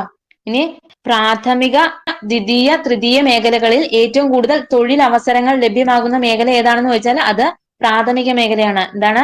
പ്രാഥമിക, ദ്വിതീയ, തൃതീയ മേഖലകളിൽ ഏറ്റവും കൂടുതൽ തൊഴിലവസരങ്ങൾ ലഭ്യമാകുന്ന മേഖല ഏതാണെന്ന് ചോദിച്ചാൽ അത് പ്രാഥമിക മേഖലയാണ്. ഇനി ദ്വിതീയ മേഖലയുടെ അടിത്തറ എന്ന് പറയുന്നത് വ്യവസായമാണ്. വ്യവസായത്തിന് പ്രാധാന്യമുള്ളത് കൊണ്ട് തന്നെ ദ്വിതീയ മേഖലയെ അറിയപ്പെടുന്നത് വ്യാവസായിക മേഖല എന്നും അറിയപ്പെടുന്നു കേട്ടാ. ഇനി തൃതീയ മേഖല എന്താണെന്ന് നോക്കാം. ഇന്ത്യൻ സമ്പദ് വ്യവസ്ഥയിൽ ഏറ്റവും കൂടുതൽ സംഭാവന നൽകുന്ന മേഖല ഏതാണെന്ന് ചോദിച്ചാൽ അത് തൃതീയ മേഖലയാണ്. എന്താണ്? ഇന്ത്യൻ സമ്പദ് വ്യവസ്ഥയിൽ ഏറ്റവും കൂടുതൽ സംഭാവന നൽകുന്നത് ഏതാണെന്ന് ചോദിച്ചാൽ അത് തൃതീയ മേഖലയാണ്. തൃതീയ മേഖലയുടെ മറ്റൊരു പേരാണ് സേവന മേഖല എന്നറിയപ്പെടുന്നത് കേട്ടോ. സേവന മേഖല വിദ്യാഭ്യാസം, ഗതാഗതം, ബാങ്കിങ്, IT തുടങ്ങിയ ഉൾപ്പെടുന്ന മേഖല ഏതാണെന്ന് ചോദിച്ചാൽ അത് സേവന മേഖലയാണ്. ഇനി പ്രാഥമിക മേഖലയിൽ ഉൾപ്പെടുന്ന ഏതൊക്കെയാണെന്ന് നോക്കാം. പ്രാഥമിക മേഖലയിൽ കൃഷി, അനുബന്ധ പ്രവർത്തനങ്ങളും, വനപരിപാലനം, മത്സ്യബന്ധനം, ഖനനം, അസംസ്കൃത വസ്തുക്കളുടെ ഉൽപാദനം, ഇതൊക്കെ പ്രാഥമിക മേഖലയിൽ ഉൾപ്പെടുന്നതാണ് കേട്ടോ. കൃഷിയും അനുബന്ധ പ്രവർത്തനങ്ങളും, വനപരിപാലനം, മത്സ്യബന്ധനം, ഖനനം, അസംസ്കൃത വസ്തുക്കളുടെ ഉൽപാദനം, ഇവയൊക്കെ എന്താണ്? പ്രാഥമിക മേഖലയിൽ ഉൾപ്പെടുന്നതാണ്. ഇനി ദ്വിതീയ മേഖലയിൽ ഉൾപ്പെടുന്ന എന്തൊക്കെയാണെന്ന് ചോദിച്ചാല് അത് വ്യവസായം, വൈദ്യുതി ഉൽപാദനം, കെട്ടിട നിർമ്മാണം, സാധനങ്ങളുടെ ഉൽപാദനം, ഇതൊക്കെ എന്താണ്? അത് ദ്വിതീയ മേഖലയിൽ ഉൾപ്പെടുന്നതാണ്. വ്യവസായം, വൈദ്യുതി ഉൽപാദനം, കെട്ടിട നിർമ്മാണം, സാധനങ്ങളുടെ ഉൽപാദനം, ഇവയൊക്കെ എന്താണ്? ദ്വിതീയ മേഖലയിലാണ്. ഇനി തൃതീയ മേഖലയില് എന്തൊക്കെയാണെന്ന് നോക്കാം. വ്യാപാരം, വാണിജ്യം, ഗതാഗതം, ഹോട്ടല്, വാർത്താവിനിമയം, ബാങ്കിങ്, ഇൻഷുറൻസ്, ഇവയൊക്കെ ചോദിച്ചാല് അത് തൃതീയ മേഖലയാണ് കേട്ടോ. വ്യാപാരം, വാണിജ്യം, ഗതാഗതം, ഹോട്ടല്, വാർത്താവിനിമയം, ബാങ്കിങ്, ഇൻഷുറൻസ്, ഇവയൊക്കെ എന്താണ്? തൃതീയ മേഖലയിൽ ഉൾപ്പെടുന്നതാണ്. ഇനി 16ാമത്തെ ക്വസ്റ്റ്യൻ. താഴെ 2 പ്രസ്താവനകൾ തന്നിരിക്കുന്നു. ഒരെണ്ണം ദൃഢപ്രസ്താവനയാണ്, മറ്റൊന്ന് കാരണം. അപ്പം ഒന്നാമത് പറഞ്ഞിരിക്കുന്നത് ദൃഢപ്രസ്താവം രണ്ടാം പഞ്ചവത്സര പദ്ധതി അടിസ്ഥാന ഖന വ്യവസായങ്ങളിലുള്ള പൊതുമേഖലാ നിക്ഷേപത്തിന് ഊന്നൽ കൊടുത്തു. ഇനി അതിന്റെ കാരണമായിട്ട് പറഞ്ഞിരിക്കുന്നു, ഇന്ത്യയിലെ സ്വകാര്യ മേഖല ദുർബലവും വൻകിട നിക്ഷേപം നടത്തുന്നതിനോ നിക്ഷേപ സമാഹരണം നടത്തുന്നതിനോ ഉള്ള ശേഷിയും പ്രാപ്തിയും ഉള്ളതായിരിക്കുന്നതല്ല. ക്വസ്റ്റ്യൻ ഒന്നുകൂടെ പറയാം. താഴെ 2 പ്രസ്താവനകൾ തന്നിരിക്കുന്നു. ഒരെണ്ണം ദൃഢപ്രസ്താവമാണ്, അസർഷൻ എ, മറ്റൊന്ന് കാരണം, റീസൺ ഫോർ ആർ. ഇനി ഒന്നാമത് പറഞ്ഞിരിക്കുന്നത് ദൃഢപ്രസ്താവം, അസർഷൻ എ പറയുന്നത് രണ്ടാം പഞ്ചവത്സര പദ്ധതി അടിസ്ഥാന ഖന വ്യവസായങ്ങളിലുള്ള പൊതുമേഖലാ നിക്ഷേപത്തിന് ഊന്നൽ കൊടുത്തു. ഇനി അതിന് കാരണമായിട്ട് പറയുന്നത് ഇന്ത്യയിലെ സ്വകാര്യ മേഖല ദുർബലവും വൻകിട നിക്ഷേപം നടത്തുന്നതിനോ നിക്ഷേപ സമാഹരണം നടത്തുന്നതിനോ ഉള്ള ശേഷിയും പ്രാപ്തിയും ഉള്ളതായിരുന്നില്ല.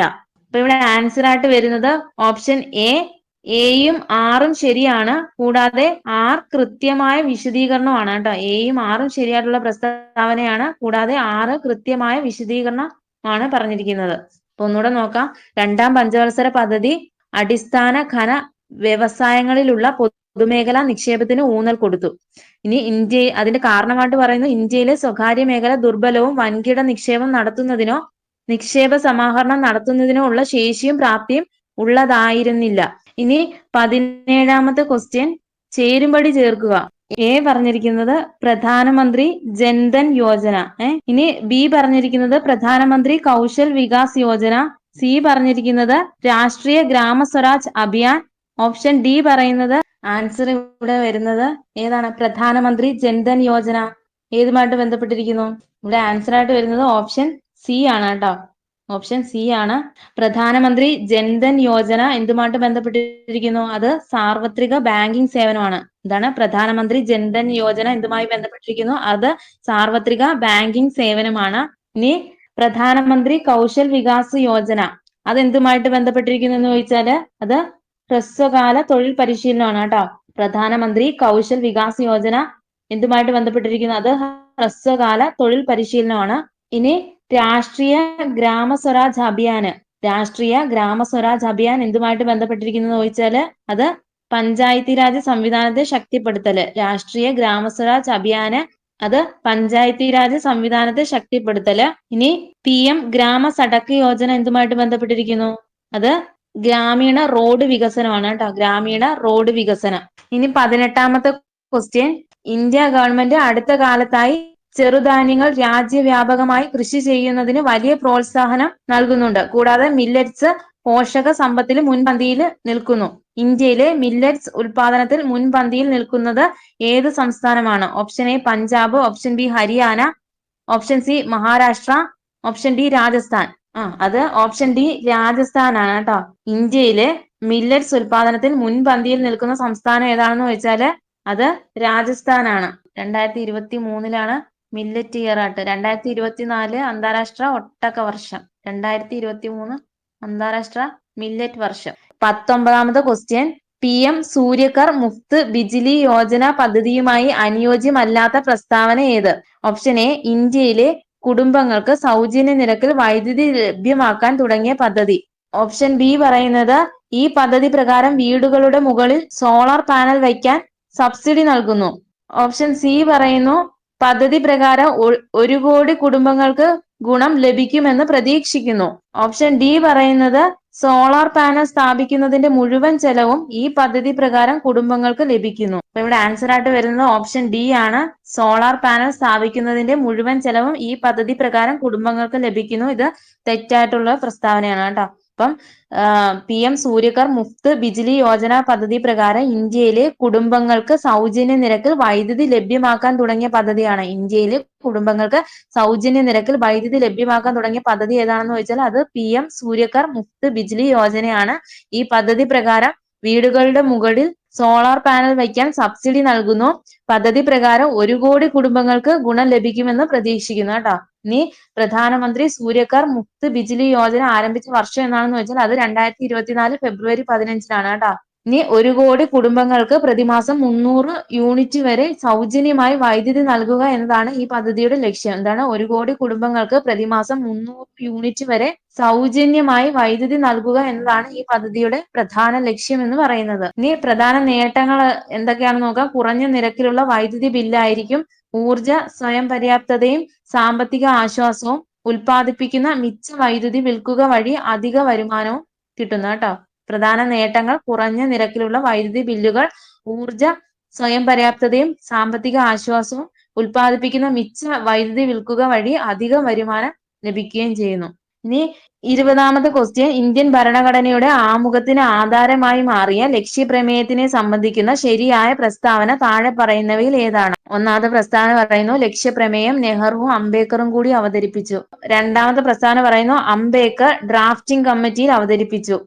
മൂന്നാമത്തെ പ്രസ്താവന പറയുന്നത് നെഹ്റു ആണ് ലക്ഷ്യപ്രമേയം അവതരിപ്പിച്ചത്. ഇനി 4ാമത് പറയുന്നത് ലക്ഷ്യപ്രമേയം 1947 ഭരണഘടനാ നിർമ്മാണ സമിതിയിൽ പാസ്സാക്കപ്പെട്ടു. അപ്പൊ ഇവിടെ ആൻസർ ആയിട്ട് വരുന്നത് ഓപ്ഷൻ എ 3, 4 മാത്രമാണ് ശരിയായിട്ടുള്ള പ്രസ്താവന കേട്ടോ.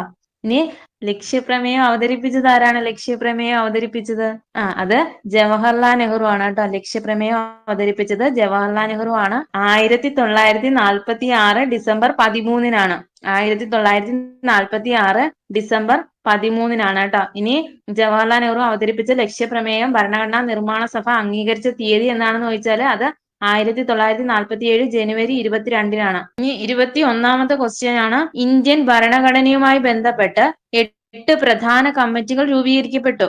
താഴെ പറയുന്നവയിൽ അത്തരം കമ്മിറ്റികളുടെ അധ്യക്ഷന്മാരിൽ ശരിയായത് ഏതൊക്കെ? ഒന്നാമത് പറഞ്ഞിരിക്കുന്നു യൂണിയൻ പവേഴ്സ് കമ്മിറ്റി നെഹ്റു. രണ്ടാമത് പറഞ്ഞിരിക്കുന്നു യൂണിയൻ കോൺസ്റ്റിറ്റ്യൂഷൻ കമ്മിറ്റി നെഹ്റു. ഇനി മൂന്നാമത് പറഞ്ഞിരിക്കുന്നു പ്രൊവിൻഷ്യൽ കോൺസ്റ്റിറ്റ്യൂഷൻ കമ്മിറ്റി അംബേദ്കർ. ഇനി 4ാമത് പറഞ്ഞിരിക്കുന്ന rules of procedure committee doctor Rajendra Prasad. അപ്പൊ ഇവിടെ ആൻസർ ആയിട്ട് വരുന്നത് ഓപ്ഷൻ ഡി 1, 2, 4 മാത്രമാണ് ശരിയായിട്ടുള്ളത് കേട്ടോ. യൂണിയൻ പവേഴ്സ് കമ്മിറ്റി നെഹ്റു ആണ് അധ്യക്ഷൻ. യൂണിയൻ പവേഴ്സ് കമ്മിറ്റിയുടെ അധ്യക്ഷൻ നെഹ്റു. യൂണിയൻ കോൺസ്റ്റിറ്റ്യൂഷൻ കമ്മിറ്റി അതിന്റെയും അധ്യക്ഷൻ നെഹ്റു ആണ്. റൂൾസ് ഓഫ് പ്രൊസീജിയർ കമ്മിറ്റിയുടെ അധ്യക്ഷൻ ഡോക്ടർ രാജേന്ദ്ര പ്രസാദ് ആണ്. ഇനി പ്രൊവിൻഷ്യൽ കോൺസ്റ്റിറ്റ്യൂഷൻ കമ്മിറ്റിയുടെ അധ്യക്ഷൻ ആരാണ്? പ്രൊവിൻഷ്യൽ കോൺസ്റ്റിറ്റ്യൂഷൻ കമ്മിറ്റിയുടെ അധ്യക്ഷൻ ആരാണെന്ന് വെച്ചാൽ അതാരാണ്? അത് സർദാർ വല്ലഭായ് പട്ടേൽ ആണ് കേട്ടോ. ഇനി ഡ്രാഫ്റ്റിംഗ് കമ്മിറ്റി ചെയർമാൻ ആരാണെന്ന് വെച്ചാൽ അത് BR അംബേദ്കർ ആണ്. ഡ്രാഫ്റ്റിംഗ് കമ്മിറ്റി ചെയർമാൻ ആരാണെന്ന് വെച്ചാൽ BR അംബേദ്കർ ആണ്. ഇനി മൗലിക അവകാശ കമ്മിറ്റി, ന്യൂനപക്ഷ ആൻഡ് ട്രൈബൽ കമ്മിറ്റി ആരാണ്? അത് സർദാർ വല്ലഭായ് പട്ടേൽ ആണ് കേട്ടോ. മൗലിക അവകാശ കമ്മിറ്റി, ന്യൂനപക്ഷ ആൻഡ് ട്രൈബൽ കമ്മിറ്റി ആരാണെന്ന് ചോദിച്ചാല് അത് സർദാർ വല്ലഭായ് പട്ടേൽ ആണ്. ഇനി സ്റ്റിയറിംഗ് കമ്മിറ്റി ആരാണെന്ന് ചോദിച്ചാൽ അത് ഡോക്ടർ രാജേന്ദ്ര പ്രസാദ് ആണ് കേട്ടോ. സ്റ്റിയറിംഗ് കമ്മിറ്റി ആരാണെന്ന് ചോദിച്ചാൽ അത് ഡോക്ടർ രാജേന്ദ്ര പ്രസാദ് ആണ് അധ്യക്ഷൻ. 22ാമത്തെ ക്വസ്റ്റ്യൻ, ഇന്ത്യയിലെ പൗരത്വത്തെ സംബന്ധിക്കുന്ന ശരിയായ പ്രസ്താവന ഇവയിൽ ഏതാണ്? ഒന്നാമത്തെ പ്രസ്താവന പറയുന്നു ഇന്ത്യൻ ഭരണഘടനയുടെ ഭാഗം 2ൽ അനുച്ഛേദം 5 മുതൽ 11 വരെയുള്ള ഭാഗങ്ങളിൽ പൗരത്വത്തെ കുറിച്ച് പറയുന്നു. ഇനി രണ്ടാമത് പറഞ്ഞിരിക്കുന്ന പ്രസ്താവന 1955 പൗരത്വ നിയമം അനുസരിച്ച് 4 രീതിയിൽ പൗരത്വം നഷ്ടപ്പെടാം. അത് തെറ്റാണ്. ഇനി മൂന്നാമത്തെ പ്രസ്താവന പറയുന്നു 1955 പൗരത്വ നിയമം അനുസരിച്ച് 3 രീതിയിൽ പൗരത്വം നഷ്ടപ്പെടാം. ഇനി നാലാമത് പറഞ്ഞിരിക്കുന്നത് 1955 പൗരത്വ നിയമം അനുസരിച്ച് രജിസ്ട്രേഷൻ വഴി 3 രീതിയിൽ മാത്രം പൗരത്വം നേടാം. അപ്പൊ ഇവിടെ ആൻസർ ആയിട്ട് വരുന്നത് ഓപ്ഷൻ സി 1, 3 മാത്രമാണ് ശരിയായിട്ടുള്ളത് കേട്ടോ.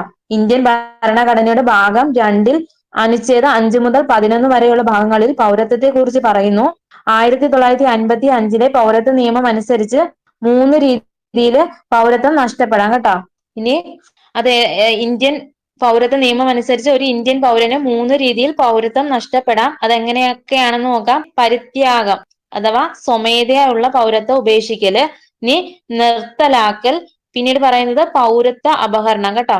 പരിത്യാഗം അഥവാ സ്വമേധയായുള്ള പൗരത്വം ഉപേക്ഷിക്കൽ, നിർത്തലാക്കൽ അഥവാ ടെർമിനേഷൻ, ഇനി പൗരത്വ അപഹരണം. ഈ 3 രീതിയിലാണ് പൗരത്വം നഷ്ടപ്പെടുന്നത്.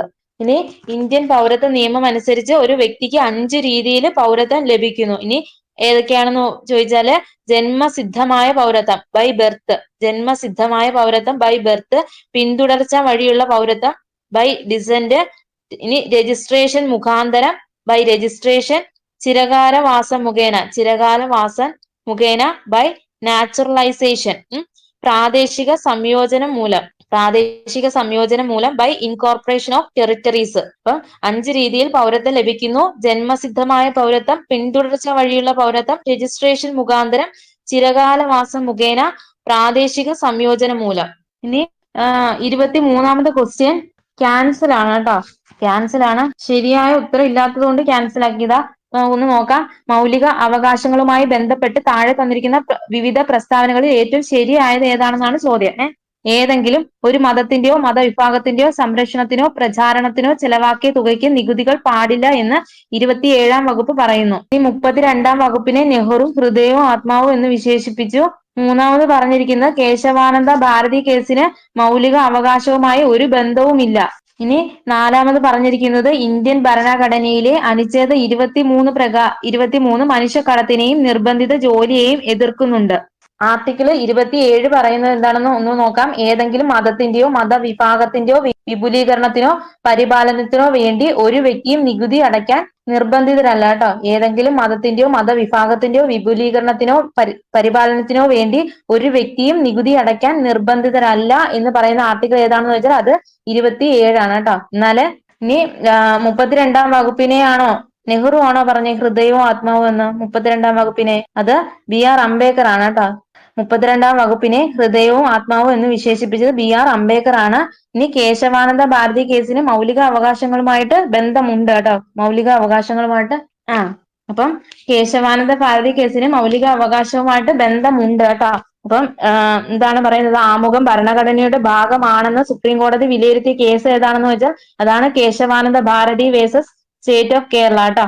ആമുഖം ഭരണഘടനയുടെ ഭാഗമാണെന്ന് സുപ്രീം കോടതി വിലയിരുത്തിയ കേസ് ഏതാണെന്ന് വെച്ചാൽ അത് Kesavananda Bharati versus state of Kerala.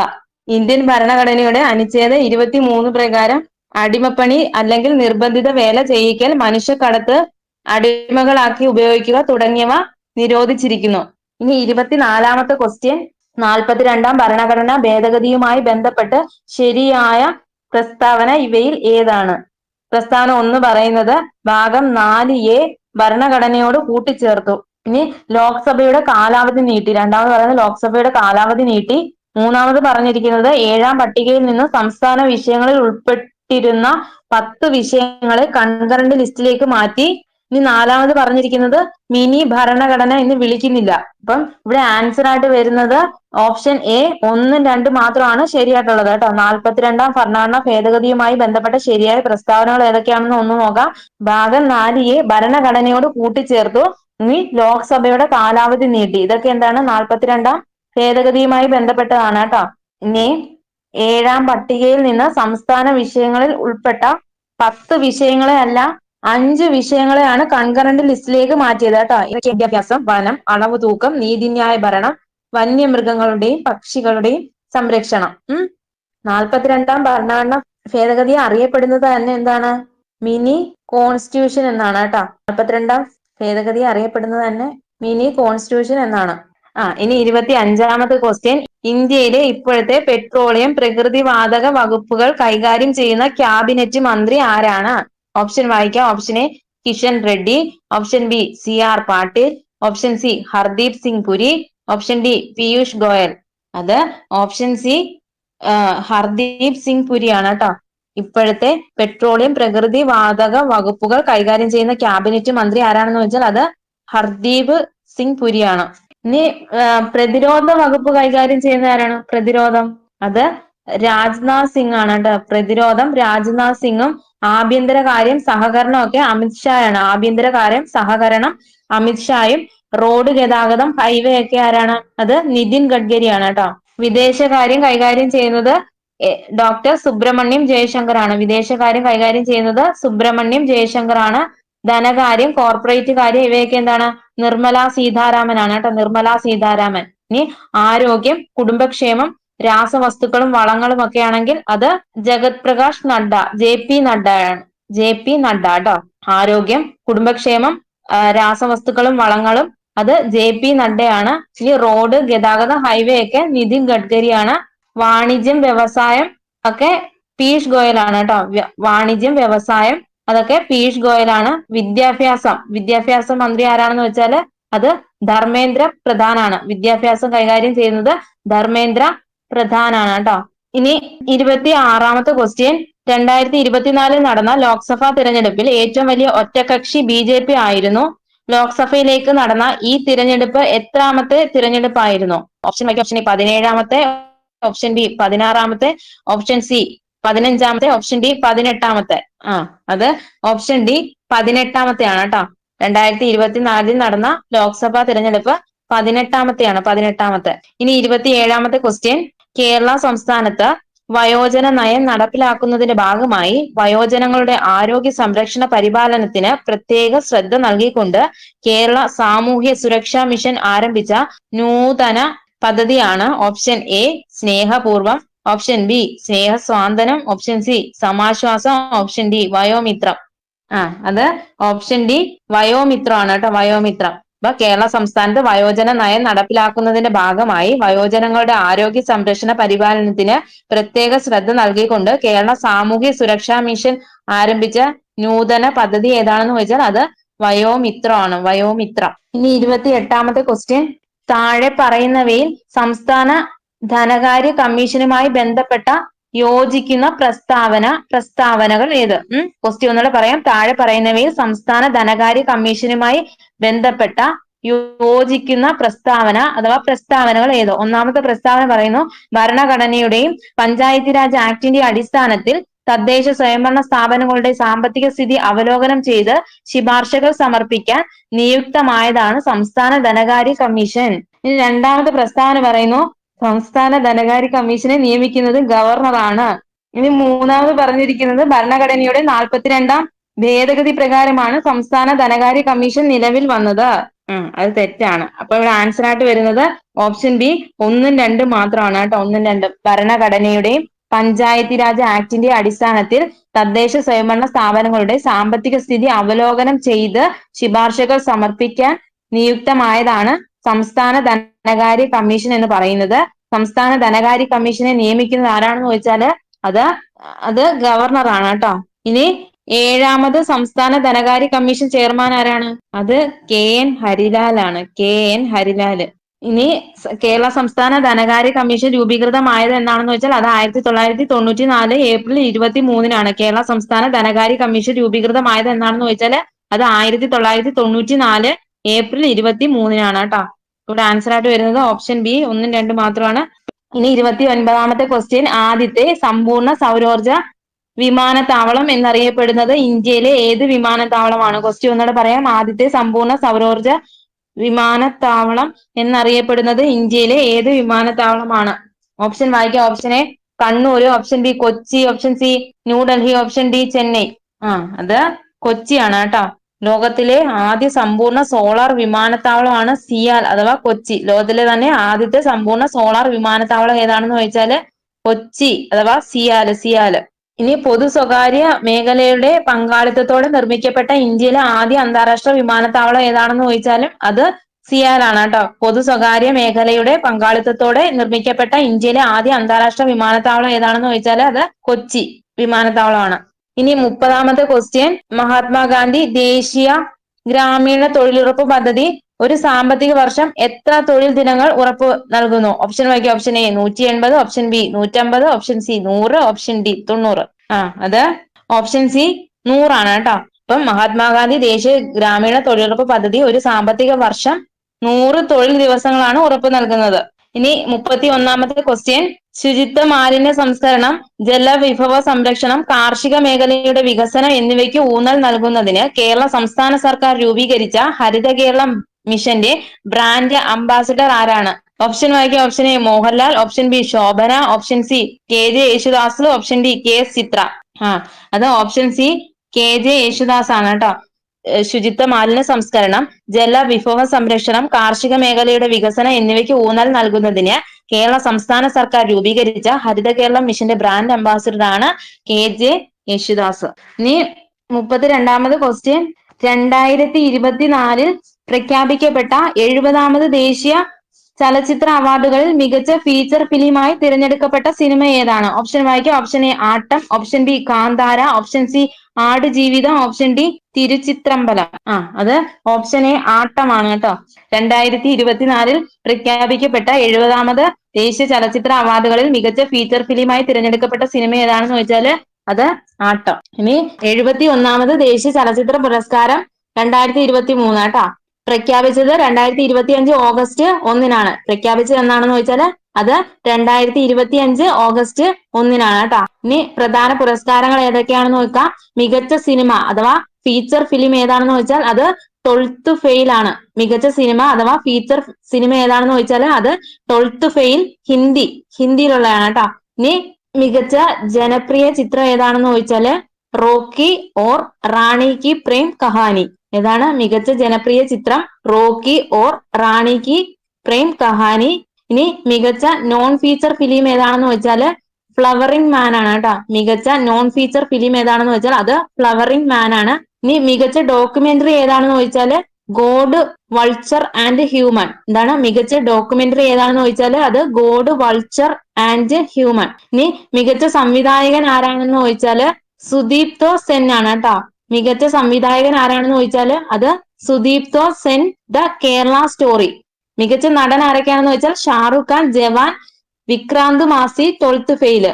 മികച്ച നടന്മാരാണ് ഷാറുഖ് ഖാൻ, ജവാൻ and Vikrant Masi, 12th fail. മികച്ച നടിയാണ് റാണി മുഖർജി കേട്ടോ. മികച്ച നടി ആരാണെന്ന് ചോദിച്ചാല് റാണി മുഖർജി ആണ്.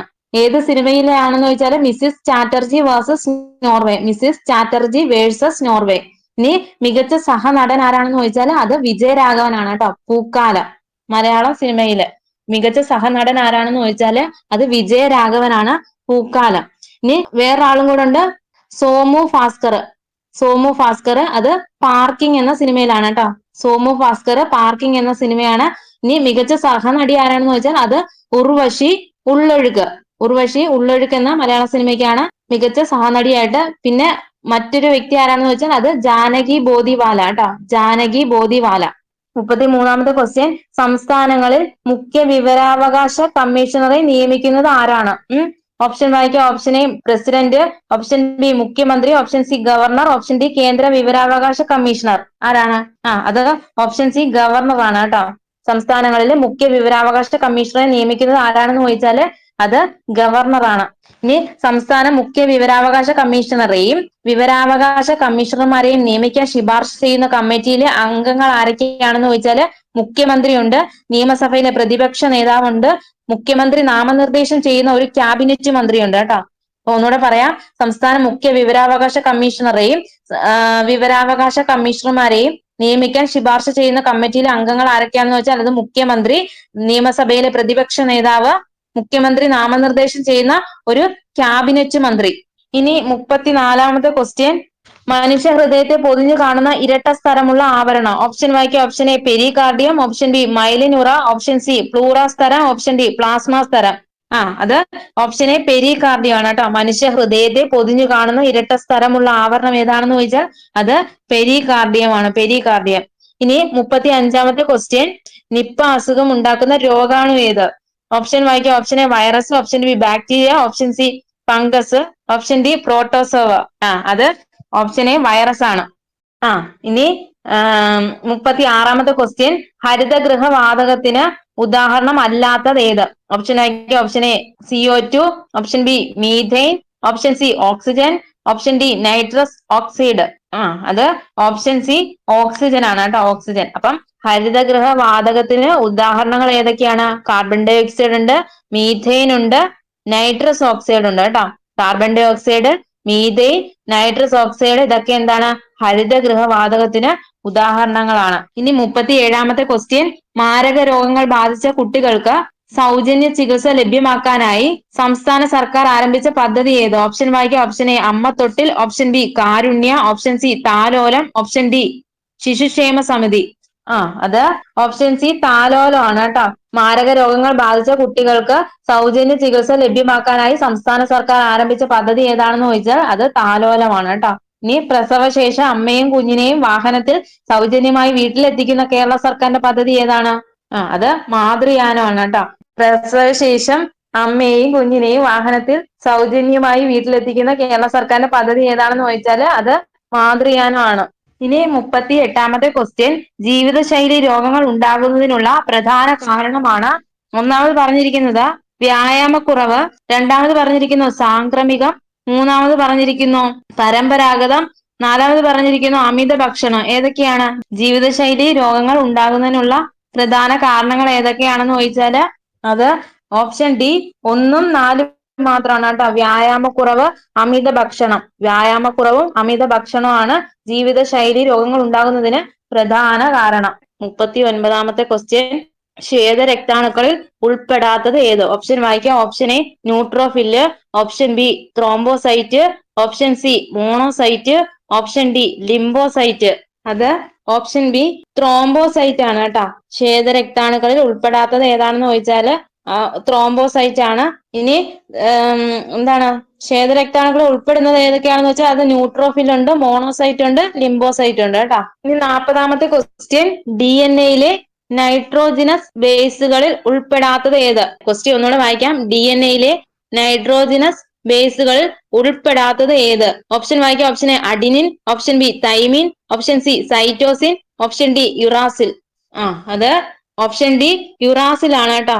DNA നൈട്രോജനസ് ബേസുകളിൽ ഉൾപ്പെടാത്തത് ഏതാണെന്ന് ചോദിച്ചാൽ അത് യുറാസിൽ ആണ്. അപ്പൊ ഉൾപ്പെടുന്നത് ഏതൊക്കെയാണെന്ന് ചോദിച്ചാൽ അഡിനിൻ ഉണ്ട്, തൈമിൻ ഉണ്ട്, സൈറ്റോസിൻ ഉണ്ട് കേട്ടോ. അഡിനിൻ, തൈമിൻ, സൈറ്റോസിൻ ഇതെല്ലാം DNA നൈട്രോജനസ് ബേസുകളിൽ ഉൾപ്പെടുന്നതാണ്.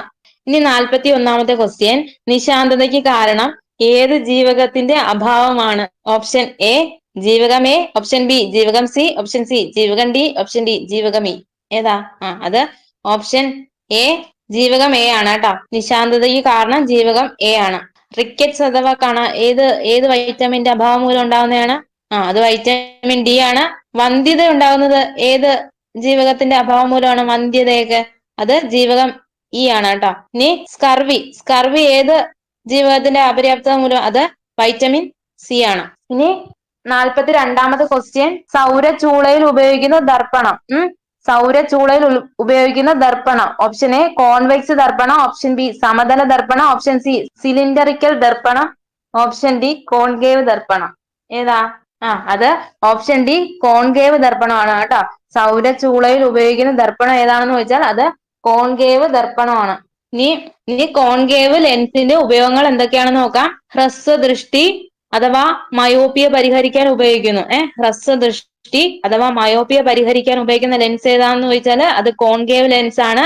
ഇനി വാതിലിൽ ഘടിപ്പിക്കുന്ന സ്പൈ ഹോളിൽ ഉപയോഗിക്കുന്ന ലെൻസ് ഏതാണെന്ന് ചോദിച്ചാൽ അതും കോൺകേവ് ലെൻസ് ആണ് കേട്ടോ. വാതിലിൽ ഘടിപ്പിക്കുന്ന സ്പൈ ഹോളിൽ ഉപയോഗിക്കുന്ന ലെൻസ് ഏതാണെന്ന് വെച്ചാൽ അത് കോൺകേവ് ലെൻസ് ആണ്. ഇനി ഗലീലിയൻ ടെലസ്കോപ്പിൽ ഐ ലെൻസ് ആയിട്ട് ഉപയോഗിക്കുന്ന കേട്ടോ. ഗലീലിയൻ ടെലസ്കോപ്പില് ഐ ലെൻസ് ആയിട്ട് ഉപയോഗിക്കുന്നത് കോൺകേവ് ലെൻസ് ആണ് കേട്ടോ. ഇനി കോൺവെക്സ് ദർപ്പണം എന്തൊക്കെയാണെന്ന് നോക്കാം. ദീർഘദൃഷ്ടി അഥവാ ഹൈപ്പർ മെട്രോപ്പിയ പരിഹരിക്കാൻ ഉപയോഗിക്കുന്ന കേട്ടോ. ഇനി വസ്തുക്കളെ വലുതായി കാണാൻ ഉപയോഗിക്കുന്ന ലെൻസ് ഏതാണെന്ന് വെച്ചാല് അത് കോൺവെക്സ് ലെൻസ് ആണ്. വസ്തുക്കളെ വലുതായി കാണാൻ ഉപയോഗിക്കുന്ന ലെൻസ് ഏതാണെന്ന് വെച്ചാല് അത് കോൺവെക്സ് ആണ് കേട്ടോ. മൈക്രോസ്കോപ്പ്, ടെലിസ്കോപ്പ് എന്നിവയിൽ ഉപയോഗിക്കുന്ന ലെൻസ് ഏതാണെന്ന് വെച്ചാൽ അത് കോൺവെക്സ് ലെൻസ് ആണ്. മൈക്രോസ്കോപ്പ്, ടെലസ്കോപ്പ് എന്നിവയിൽ ഉപയോഗിക്കുന്ന ലെൻസ് ഏതാണെന്ന് വെച്ചാൽ അത് കോൺവെക്സ് ലെൻസ് ആണ്. ഇനി 43ാമത്തെ ക്വസ്റ്റ്യൻ, ഭൂമിക്ക് ചുറ്റുമുള്ള ചന്ദ്രന്റെ ചലനത്തിന് കാരണം ഡാഷ് ആണ്. ഓപ്ഷൻ വായിക്കാം. ഓപ്ഷൻ എ അഭികേന്ദ്ര ബലം, ഓപ്ഷൻ ബി അപകേന്ദ്ര ബലം, ഓപ്ഷൻ സി പറയുന്നു എയും ബിയും അല്ല, ഓപ്ഷൻ ഡി പറയുന്നു എയും ബിയും ശരി. അത് ഓപ്ഷൻ എ അഭികേന്ദ്ര ബലമാണ് കേട്ടോ. ഭൂമിക്ക് ചുറ്റുമുള്ള ചന്ദ്രന്റെ ചലനത്തിന് കാരണം ഏതാണെന്ന് ചോദിച്ചാൽ ഓപ്ഷൻ എ അഭികേന്ദ്ര ബലമാണ്. അഭികേന്ദ്ര ബലം. ഇനി ഒരു കല്ല് ചരടിൽ കെട്ടി കറക്കുമ്പോൾ കല്ലിനുമേൽ കൈ പ്രയോഗിക്കുന്ന ബലം ഏതാണെന്ന് ചോദിച്ചാൽ അത് അഭികേന്ദ്ര ബലമാണ് കേട്ടോ. ഒരു കല്ല് ചരടിൽ കെട്ടി കറക്കുമ്പോൾ കല്ലിനുമേൽ കൈ പ്രയോഗിക്കുന്ന ബലം ഏതാണെന്ന് ചോദിച്ചാല് അത് അഭികേന്ദ്ര ബലമാണ്. അഭികേന്ദ്ര ബലം പദാർത്ഥത്തിന്റെ ദ്രവ്യമാനം, വേഗം, പാതയുടെ വക്രത എന്നിവയെ ആശ്രയിച്ചിരിക്കുന്നു. അഭികേന്ദ്ര ബലം പദാർത്ഥത്തിന്റെ ദ്രവ്യമാനം, വേഗം, പാതയുടെ വക്രത എന്നിവ ആശ്രയിച്ചിരിക്കുന്നു. ഇനി 44ാമത്തെ ക്വസ്റ്റ്യൻ, ശബ്ദ തീവ്രത അളക്കാനുള്ള യൂണിറ്റ്. ഓപ്ഷൻ വായിക്കാം. Option A ampere, option B kelvin, option C decibel, option D mole. അത് ഓപ്ഷൻ സി ഡെസിബൽ ആണ് കേട്ടോ. ശബ്ദ തീവ്രത അളക്കാനുള്ള യൂണിറ്റ് ഏതാണെന്ന് ചോദിച്ചാല് ഡെസിബൽ ആണ്. ഇനി 45ാമത്തെ ക്വസ്റ്റ്യൻ, ചന്ദ്രന്റെ ദക്ഷിണ ധ്രുവത്തിൽ ആദ്യമായി ഇറങ്ങിയ രാജ്യം. Option A China, option B Japan, option C Russia, option D India. അത് ഓപ്ഷൻ ഡി ഇന്ത്യ ആണ്. ഇന്ത്യ. ചന്ദ്രന്റെ ദക്ഷിണ ധ്രുവത്തിൽ ആദ്യമായി ഇറങ്ങിയ രാജ്യം ഏതാണെന്ന് വെച്ചാൽ അത് ഇന്ത്യ ആണ്. 2023 ഓഗസ്റ്റ് 23-നാണ് കേട്ടോ. 46ാമത്തെ ക്വസ്റ്റ്യൻ, 2023 ഭൗതിക ശാസ്ത്ര നോബൽ പുരസ്കാരം ലഭിക്കാത്ത വ്യക്തി ആര്? ഓപ്ഷൻ വായിക്കാം. Option A Pierre Agostini, option B Claudia Goldin, option C Ferenc Krausz, option D Anne L'Huillier. അത് ഓപ്ഷൻ ബി ക്ലോഡിയ ഗോൾഡിൻ ആണ് കേട്ടോ. Claudia Goldin. 2023 സാമ്പത്തിക ശാസ്ത്ര നോബൽ പുരസ്കാരം നേടിയ വ്യക്തിയാണ് ക്ലോഡിയ ഗോൾഡിൻ എന്ന് പറയുന്നത്. ഇനി 2024 സാമ്പത്തിക ശാസ്ത്ര നോബൽ പുരസ്കാര ജേതാക്കൾ James A Robinson, Simon Johnson, Daron Acemoglu കേട്ടോ. 2024 സാമ്പത്തിക ശാസ്ത്ര നോബൽ പുരസ്കാര ജേതാക്കൾ ആരൊക്കെയാണെന്ന് നോക്കാം. James A Robinson, Simon Johnson, Daron Acemoglu. ഇനി 47ാമത്തെ ക്വസ്റ്റ്യൻ, അക്വാ റീജിയെ രാജകീയ ജലം എന്ന് വിളിക്കുന്നതിന് പിന്നിലുള്ള കാരണം. ഓപ്ഷൻ വായിക്കാം. ഓപ്ഷൻ എ സ്വർണം ലയിപ്പിക്കാനുള്ള കഴിവ്, ഓപ്ഷൻ ബി മഞ്ഞ നിറമുള്ള ദ്രാവകം, ഓപ്ഷൻ സി രാജകീയ ആസിഡ് അതിൽ അടങ്ങിയിരിക്കുന്നു, ഓപ്ഷൻ ഡി അതിൽ അടങ്ങിയിരിക്കുന്ന ആസിഡിന്റെ അനുപാതം 3:1 ആണ്. അത് ഓപ്ഷൻ എ സ്വർണം ലയിപ്പിക്കാനുള്ള കഴിവാണ് കേട്ടോ. അക്വാ റീജിയെ രാജകീയ ജലം എന്ന് വിളിക്കുന്നതിന് പിന്നിലുള്ള കാരണം എന്താണെന്ന് ചോദിച്ചാല് അത് സ്വർണം ലയിപ്പിക്കാനുള്ള കഴിവാണ്. നൈട്രിക് ആസിഡിന്റെയും ഹൈഡ്രോക്ലോറിക് ആസിഡിന്റെയും മിശ്രിതമാണ് ഈ അക്വാ റീജി എന്ന് പറയുന്നത്. നൈട്രിക് ആസിഡിന്റെയും ഹൈഡ്രോക്ലോറിക് ആസിഡിന്റെയും മിശ്രിതമാണ് അക്വാ റീജി എന്ന് പറയുന്നത് കേട്ടോ. 1:3 റേഷ്യോ. അക്വാ റീജിയെ കണ്ടുപിടിച്ചത് ആരാണെന്ന് ചോദിച്ചാല് അത് ജാബിർ ഇബിൻ ഹയാൻ ആണ് കേട്ടോ. അക്വാ റീജിയെ കണ്ടുപിടിച്ചത് ജാബിർ ഇബിൻ ഹയാൻ ആണ്. ഇനി അക്വാ റീജിയ ലായനിയുടെ നിറം ചോദിച്ചാൽ അത് മഞ്ഞയാണ് കേട്ടോ. അക്വാ റീജിയ ലായനിയുടെ നിറം ചോദിച്ചാൽ അത് മഞ്ഞയാണ്. രാജകീയ ദ്രാവകം എന്നറിയപ്പെടുന്നത് അക്വാ റീജിയ ആണ് കേട്ടോ. രാജകീയ ദ്രാവകം എന്നറിയപ്പെടുന്നത് അക്വാ റീജിയ ആണ്. ഇനി കുലീന ലോഹങ്ങൾ ലയിക്കുന്ന ലായനി ഏതാണെന്ന് ചോദിച്ചാല് അത് അക്വാ റീജി ആണ്. കുലീന ലോഹങ്ങൾ ലയിക്കുന്ന ലായനി ഏതാണെന്ന് ചോദിച്ചാൽ അത് അക്വാ റീജി ആണ്. സ്വർണവും പ്ലാറ്റിനവും ലയിക്കുന്ന ലായനി ചോദിച്ചാൽ അതും അക്വാ റീജി ആണ് കേട്ടോ. സ്വർണവും പ്ലാറ്റിനവും ലയിക്കുന്ന ലായനി ഏതാണെന്ന് ചോദിച്ചാല് അത് അക്വാ റീജി ആണ്. ഇനി 48ാമത്തെ ക്വസ്റ്റ്യൻ, താഴെ തന്നിരിക്കുന്ന മൂലകങ്ങളിൽ അലോഹങ്ങളെ തിരിച്ചറിയുക. ഓപ്ഷൻ എ പറയുന്നു സോഡിയം മഗ്നീഷ്യം, ഓപ്ഷൻ ബി പറയുന്നു കാർബൺ നൈട്രജൻ, ഓപ്ഷൻ സി പറയുന്നു സിലിക്കൺ ജെർമേനിയം, ഓപ്ഷൻ സി പറയുന്നു സിലിക്കൺ ജെർമേനിയം, ഓപ്ഷൻ ഡി പറയുന്നു ബേരിയം റേഡിയം. ഏതാ? അത് ഓപ്ഷൻ ബി കാർബൺ നൈട്രജൻ ആണ് കേട്ടോ. താഴെ തന്നിരിക്കുന്ന മൂലകങ്ങളില് അലോഹങ്ങളെ തിരിച്ചറിയാൻ പറഞ്ഞ ഏതൊക്കെയാണ്? അത് കാർബണും നൈട്രജനും ആണ് കേട്ടോ. കാർബൺ നൈട്രജനും ആണ്. ഇനി 49ാമത്തെ ക്വസ്റ്റ്യൻ, തൈരിൽ അടങ്ങിയിരിക്കുന്ന ആസിഡ്. തൈരിൽ അടങ്ങിയിരിക്കുന്ന acid. Option A malic acid, option B citric acid, option C lactic acid, option D tannic acid. അത് ഓപ്ഷൻ സി ലാക്റ്റിക് ആസിഡ് ആണ് കേട്ടോ. തൈരിൽ അടങ്ങിയിരിക്കുന്ന ആസിഡ് ഏതാണെന്ന് വെച്ചാൽ അത് ലാക്റ്റിക് ആസിഡ് ആണ്. ഇനി ആപ്പിളിൽ അടങ്ങിയിരിക്കുന്ന ആസിഡ് ഏതാണ്? ആപ്പിളിൽ അടങ്ങിയിരിക്കുന്ന ആസിഡ് ഏതാണെന്ന് വെച്ചാൽ ഏതാ? അത് മാലിക് ആസിഡ് ആണ്. പുളിയിൽ അടങ്ങിയിട്ടുള്ള ആസിഡ് ആണ് ടാർട്ടാറിക്. തേയിലയിൽ അടങ്ങിയിരിക്കുന്ന ആസിഡ് ഏതാ? തേയില. അത് ടാനിക് ആസിഡ് ആണ്. തേയിലയിൽ അടങ്ങിയിരിക്കുന്ന ആസിഡ് ഏതാണെന്ന് ചോദിച്ചാല് അത് ടാനിക് ആസിഡ് ആണ്. പാലിൽ അടങ്ങിയിരിക്കുന്ന ആസിഡ് ലാക്റ്റിക് ആസിഡ്, മോരിൽ അടങ്ങിയിരിക്കുന്നതും ലാക്റ്റിക് ആസിഡ്, പുളി ടാർട്ടാറിക് ആസിഡ്, വിനാഗിരിയിൽ അടങ്ങിയിരിക്കുന്ന ആസിഡ് അസറ്റിക് ആസിഡ്, ചോക്ലേറ്റിൽ അടങ്ങിയിരിക്കുന്ന acid oxalic acid, apple malic acid. ഇനി 50ാമത്തെ ക്വസ്റ്റ്യനും 51ാമത്തെ ക്വസ്റ്റ്യനും ക്യാൻസൽ ആണ്. ഇനി 52ാമത്തെ ക്വസ്റ്റ്യൻ, മലയാളത്തിൽ അച്ചടിച്ച ആദ്യത്തെ സമ്പൂർണ്ണ ഗ്രന്ഥമായ സംക്ഷേപ വേദാർത്ഥം ആരുടെ രചനയാണ്? ഓപ്ഷൻ എ അർണോസ് പാതിരി, option B father Clement Pianius, option C Hermann Gundert, option D Robert Drummond. അത് option B father Clement Pianius ആണ് കേട്ടോ. മലയാള ഭാഷയിൽ അച്ചടിക്കപ്പെട്ട ആദ്യത്തെ സമ്പൂർണ്ണ ഗ്രന്ഥമായ സംക്ഷേപ വേദാർത്ഥം ആരുടെ രചനയാണെന്ന് ചോദിച്ചാല് അത് ഫാദർ ക്ലമന്റ് പിയാനിയസ് ആണ്. ഇനി മലയാളത്തിലെ ആദ്യത്തെ നിഘണ്ടു രൂപപ്പെടുത്തിയ വ്യക്തി ആരാണെന്ന് ചോദിച്ചാൽ അത് അർണോസ് പാതിരിയാണ് കേട്ടോ. മലയാള ഭാഷയിലെ ആദ്യത്തെ നിഘണ്ടു രൂപപ്പെടുത്തിയ വ്യക്തി ആരാണെന്ന് ചോദിച്ചാൽ അർണോസ് പാതിരിയാണ്. ആദ്യത്തെ ഇംഗ്ലീഷ് മലയാളം നിഘണ്ടു പ്രസിദ്ധപ്പെടുത്തിയ വ്യക്തി ആരാണെന്ന് ചോദിച്ചാൽ അത് ബെഞ്ചമിൻ ബെയ്ലി ആണ് കേട്ടോ. ആദ്യത്തെ ഇംഗ്ലീഷ് മലയാളം നിഘണ്ടു പ്രസിദ്ധപ്പെടുത്തിയ വ്യക്തിയാണ് ബെഞ്ചമിൻ ബെയ്ലി. ഇനി മലയാളത്തിലെ ആദ്യത്തെ വ്യാകരണ ഗ്രന്ഥം തയ്യാറാക്കിയത് ആരാണെന്ന് ചോദിച്ചാൽ അത് ആഞ്ചലോസ് ഫ്രാൻസിസ് ആണ് കേട്ടോ. മലയാളത്തിലെ ആദ്യത്തെ വ്യാകരണ ഗ്രന്ഥം തയ്യാറാക്കിയത് ആരാണെന്ന് ചോദിച്ചാൽ ആഞ്ചലോസ് ഫ്രാൻസിസ് ആണ്. ഇനി 53ാമത്തെ ക്വസ്റ്റ്യൻ. 53ാമത്തെ ക്വസ്റ്റ്യൻ, നാടകരംഗത്ത് പുതിയ അവബോധം സൃഷ്ടിച്ച നാടകകൃത്ത് CJ തോമസിന്റെ നാടകങ്ങൾ ഏതെല്ലാമാണ്? ഒന്നാമത് പറഞ്ഞിരിക്കുന്നത് ആ കനി തിന്നരുത്, രണ്ടാമത് പറഞ്ഞിരിക്കുന്നത് അവൻ വീണ്ടും വരുന്നു, മൂന്നാമത് പറഞ്ഞിരിക്കുന്നത് കറുത്ത ദൈവത്തെ തേടി, നാലാമത് പറഞ്ഞിരിക്കുന്നു 1128 ക്രൈം 27. ഏതാ? അത് ഓപ്ഷൻ ഡി 2ഉം 4ഉം ആണ് കേട്ടോ. 2ഉം 4ഉം. അവൻ വീണ്ടും വരുന്നു, 1128 ക്രൈം 27. ഇതൊക്കെ CJ തോമസിന്റെ നാടകങ്ങളാണ് കേട്ടോ.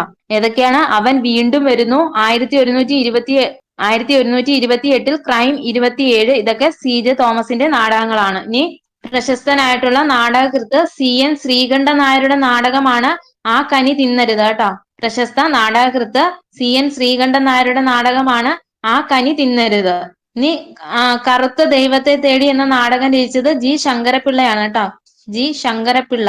കറുത്ത ദൈവത്തെ തേടി എന്ന നാടകം ആരുടെയാണെന്ന് ചോദിച്ചാൽ അത് G ശങ്കരപിള്ളയുടെ പ്രശസ്തമായിട്ടുള്ള നാടകമാണ്. ഇനി 54ാമത്തെ ക്വസ്റ്റ്യൻ, മനുഷ്യാലയ ചന്ദ്രിക എന്ന ഗ്രന്ഥം ഏത് വിഷയവുമായി ബന്ധപ്പെട്ടിരിക്കുന്നു? ഓപ്ഷൻ വായിക്കാം. ഓപ്ഷൻ എ ചിത്രകല, ഓപ്ഷൻ ബി ഗാർഹിക വാസ്തുവിദ്യ, ഓപ്ഷൻ സി ശില്പവിദ്യ, ഓപ്ഷൻ ഡി കരകൗശല വിദ്യ. അത് ഓപ്ഷൻ ബി ഗാർഹിക വാസ്തുവിദ്യയാണ് കേട്ടോ. മനുഷ്യാലയ ചന്ദ്രിക എന്ന ഗ്രന്ഥം ഏത് വിഷയവുമായി ബന്ധപ്പെട്ടിരിക്കുന്നു എന്ന് ചോദിച്ചാൽ അത് ഓപ്ഷൻ ബി ഗാർഹിക വാസ്തുവിദ്യയാണ്. ഗാർഹിക വാസ്തുവിദ്യ. ഇനി മനുഷ്യാലയ ചന്ദ്രിക രചിച്ച വ്യക്തി ആരാണെന്ന് ചോദിച്ചാല് അത് തിരുമംഗലത്ത് നീലകണ്ഠൻ മൂസതാണ് കേട്ടോ. ഇനി മനുഷ്യാലയ ചന്ദ്രിക ആദ്യമായിട്ട് മലയാളത്തിലേക്ക് പരിഭാഷപ്പെടുത്തിയ വ്യക്തി ആരാണെന്ന് വെച്ചാൽ അത് K പരമേശ്വരൻ മേനോനാണ്. K പരമേശ്വരൻ മേനോൻ. മനുഷ്യാലയ ചന്ദ്രിക ആദ്യമായി മലയാളത്തിലേക്ക് പരിഭാഷപ്പെടുത്തിയ വ്യക്തി ആരാണെന്ന് വെച്ചാൽ അത് K പരമേശ്വര മേനോനും. മനുഷ്യാലയ ചന്ദ്രിക രചിച്ച വ്യക്തി ആരാണെന്ന് ചോദിച്ചാല് തിരുമംഗലത്ത് നീലകണ്ഠൻ മൂസതാണ് കേട്ടോ. 55ാമത്തെ ക്വസ്റ്റ്യൻ, താഴെ തന്നിരിക്കുന്നവയിൽ കഥകളിക്ക് ഉപയോഗിക്കുന്ന വാദ്യങ്ങൾ ഏതെല്ലാം? ഓപ്ഷൻ വായിക്കാം. ഓപ്ഷൻ എ ചെണ്ട, ചേങ്ങില, ഇലത്താളം, ശുദ്ധമണ്ഡലം. ഓപ്ഷൻ ബി ചെണ്ട, ചേങ്ങില, കുഴൽ, ഇടയ്ക്ക. ഓപ്ഷൻ സി ചെണ്ട, ഇലത്താളം, ഇടയ്ക്ക, ശുദ്ധമണ്ഡലം. ഓപ്ഷൻ ഡി ശുദ്ധമണ്ഡലം, ചേങ്ങില, ഇടയ്ക്ക, ഇലത്താളം. അത് ഓപ്ഷൻ എ ചെണ്ട, ചേങ്ങില, ഇലത്താളം, ശുദ്ധമണ്ഡലം ആണ് കേട്ടോ. കഥകളിക്ക് ഉപയോഗിക്കുന്ന വാദ്യങ്ങൾ ഏതൊക്കെയാണെന്ന് ചോദിച്ചാല് ചെണ്ട, ചേങ്ങില, ഇലത്താളം, ശുദ്ധമണ്ഡലം. ഓപ്ഷൻ എ ആണ് ആൻസർ ആയിട്ട് വരുന്നത്. ചെണ്ട, ചേങ്ങില, ഇലത്താളം, ശുദ്ധമണ്ഡലം. ഇനി 56ാമത്തെ ക്വസ്റ്റ്യൻ, 2022 കേരള സാഹിത്യ അക്കാദമി പുരസ്കാരം ലഭിച്ച കൃതികൾ ഏതെല്ലാം? 2022 കേരള സാഹിത്യ അക്കാദമി പുരസ്കാരം ലഭിച്ച കൃതികൾ ഏതെല്ലാം? ഒന്നാമത് പറഞ്ഞിരിക്കുന്നത് സമ്പർക്ക ക്രാന്തി, രണ്ടാമത് പറഞ്ഞിരിക്കുന്നു മിണ്ടാപ്രാണി, മൂന്നാമത് പറഞ്ഞിരിക്കുന്നു മുഴക്കം, നാലാമത് പറഞ്ഞിരിക്കുന്നത് നിരീശ്വരൻ. ഏതാ? അത് ഓപ്ഷൻ സി 1ഉം 3ഉം ഉണ്ട് കേട്ടോ. 1ഉം 3ഉം ആണ്. ഓപ്ഷൻ സി 1ഉം 3ഉം ആണ്. അതായത് സമ്പർക്ക ക്രാന്തിയും മുഴക്കവും 2022 കേരള സാഹിത്യ അക്കാദമി പുരസ്കാരങ്ങൾ ലഭിച്ച കൃതി ഏതെല്ലാമാണെന്ന് ചോദിച്ചാല് സമ്പർക്ക ക്രാന്തി, മുഴക്കം. ഇനി 2024 കേരള സാഹിത്യ അക്കാദമി അവാർഡുകളാണ്. വിശിഷ്ട അംഗത്വം ലഭിച്ചത് KV രാമകൃഷ്ണൻ, ഏഴാച്ചേരി രാമചന്ദ്രൻ. വിശിഷ്ട അംഗത്വം ലഭിച്ചത് KV രാമകൃഷ്ണൻ, ഏഴാച്ചേരി രാമചന്ദ്രനാണ്. ഇനി മികച്ച കവിത ഏതാണെന്ന് ചോദിച്ചാൽ അനിത തമ്പി. കവിതയ്ക്കുള്ള പുരസ്കാരം അനിത തമ്പിക്കാണ്.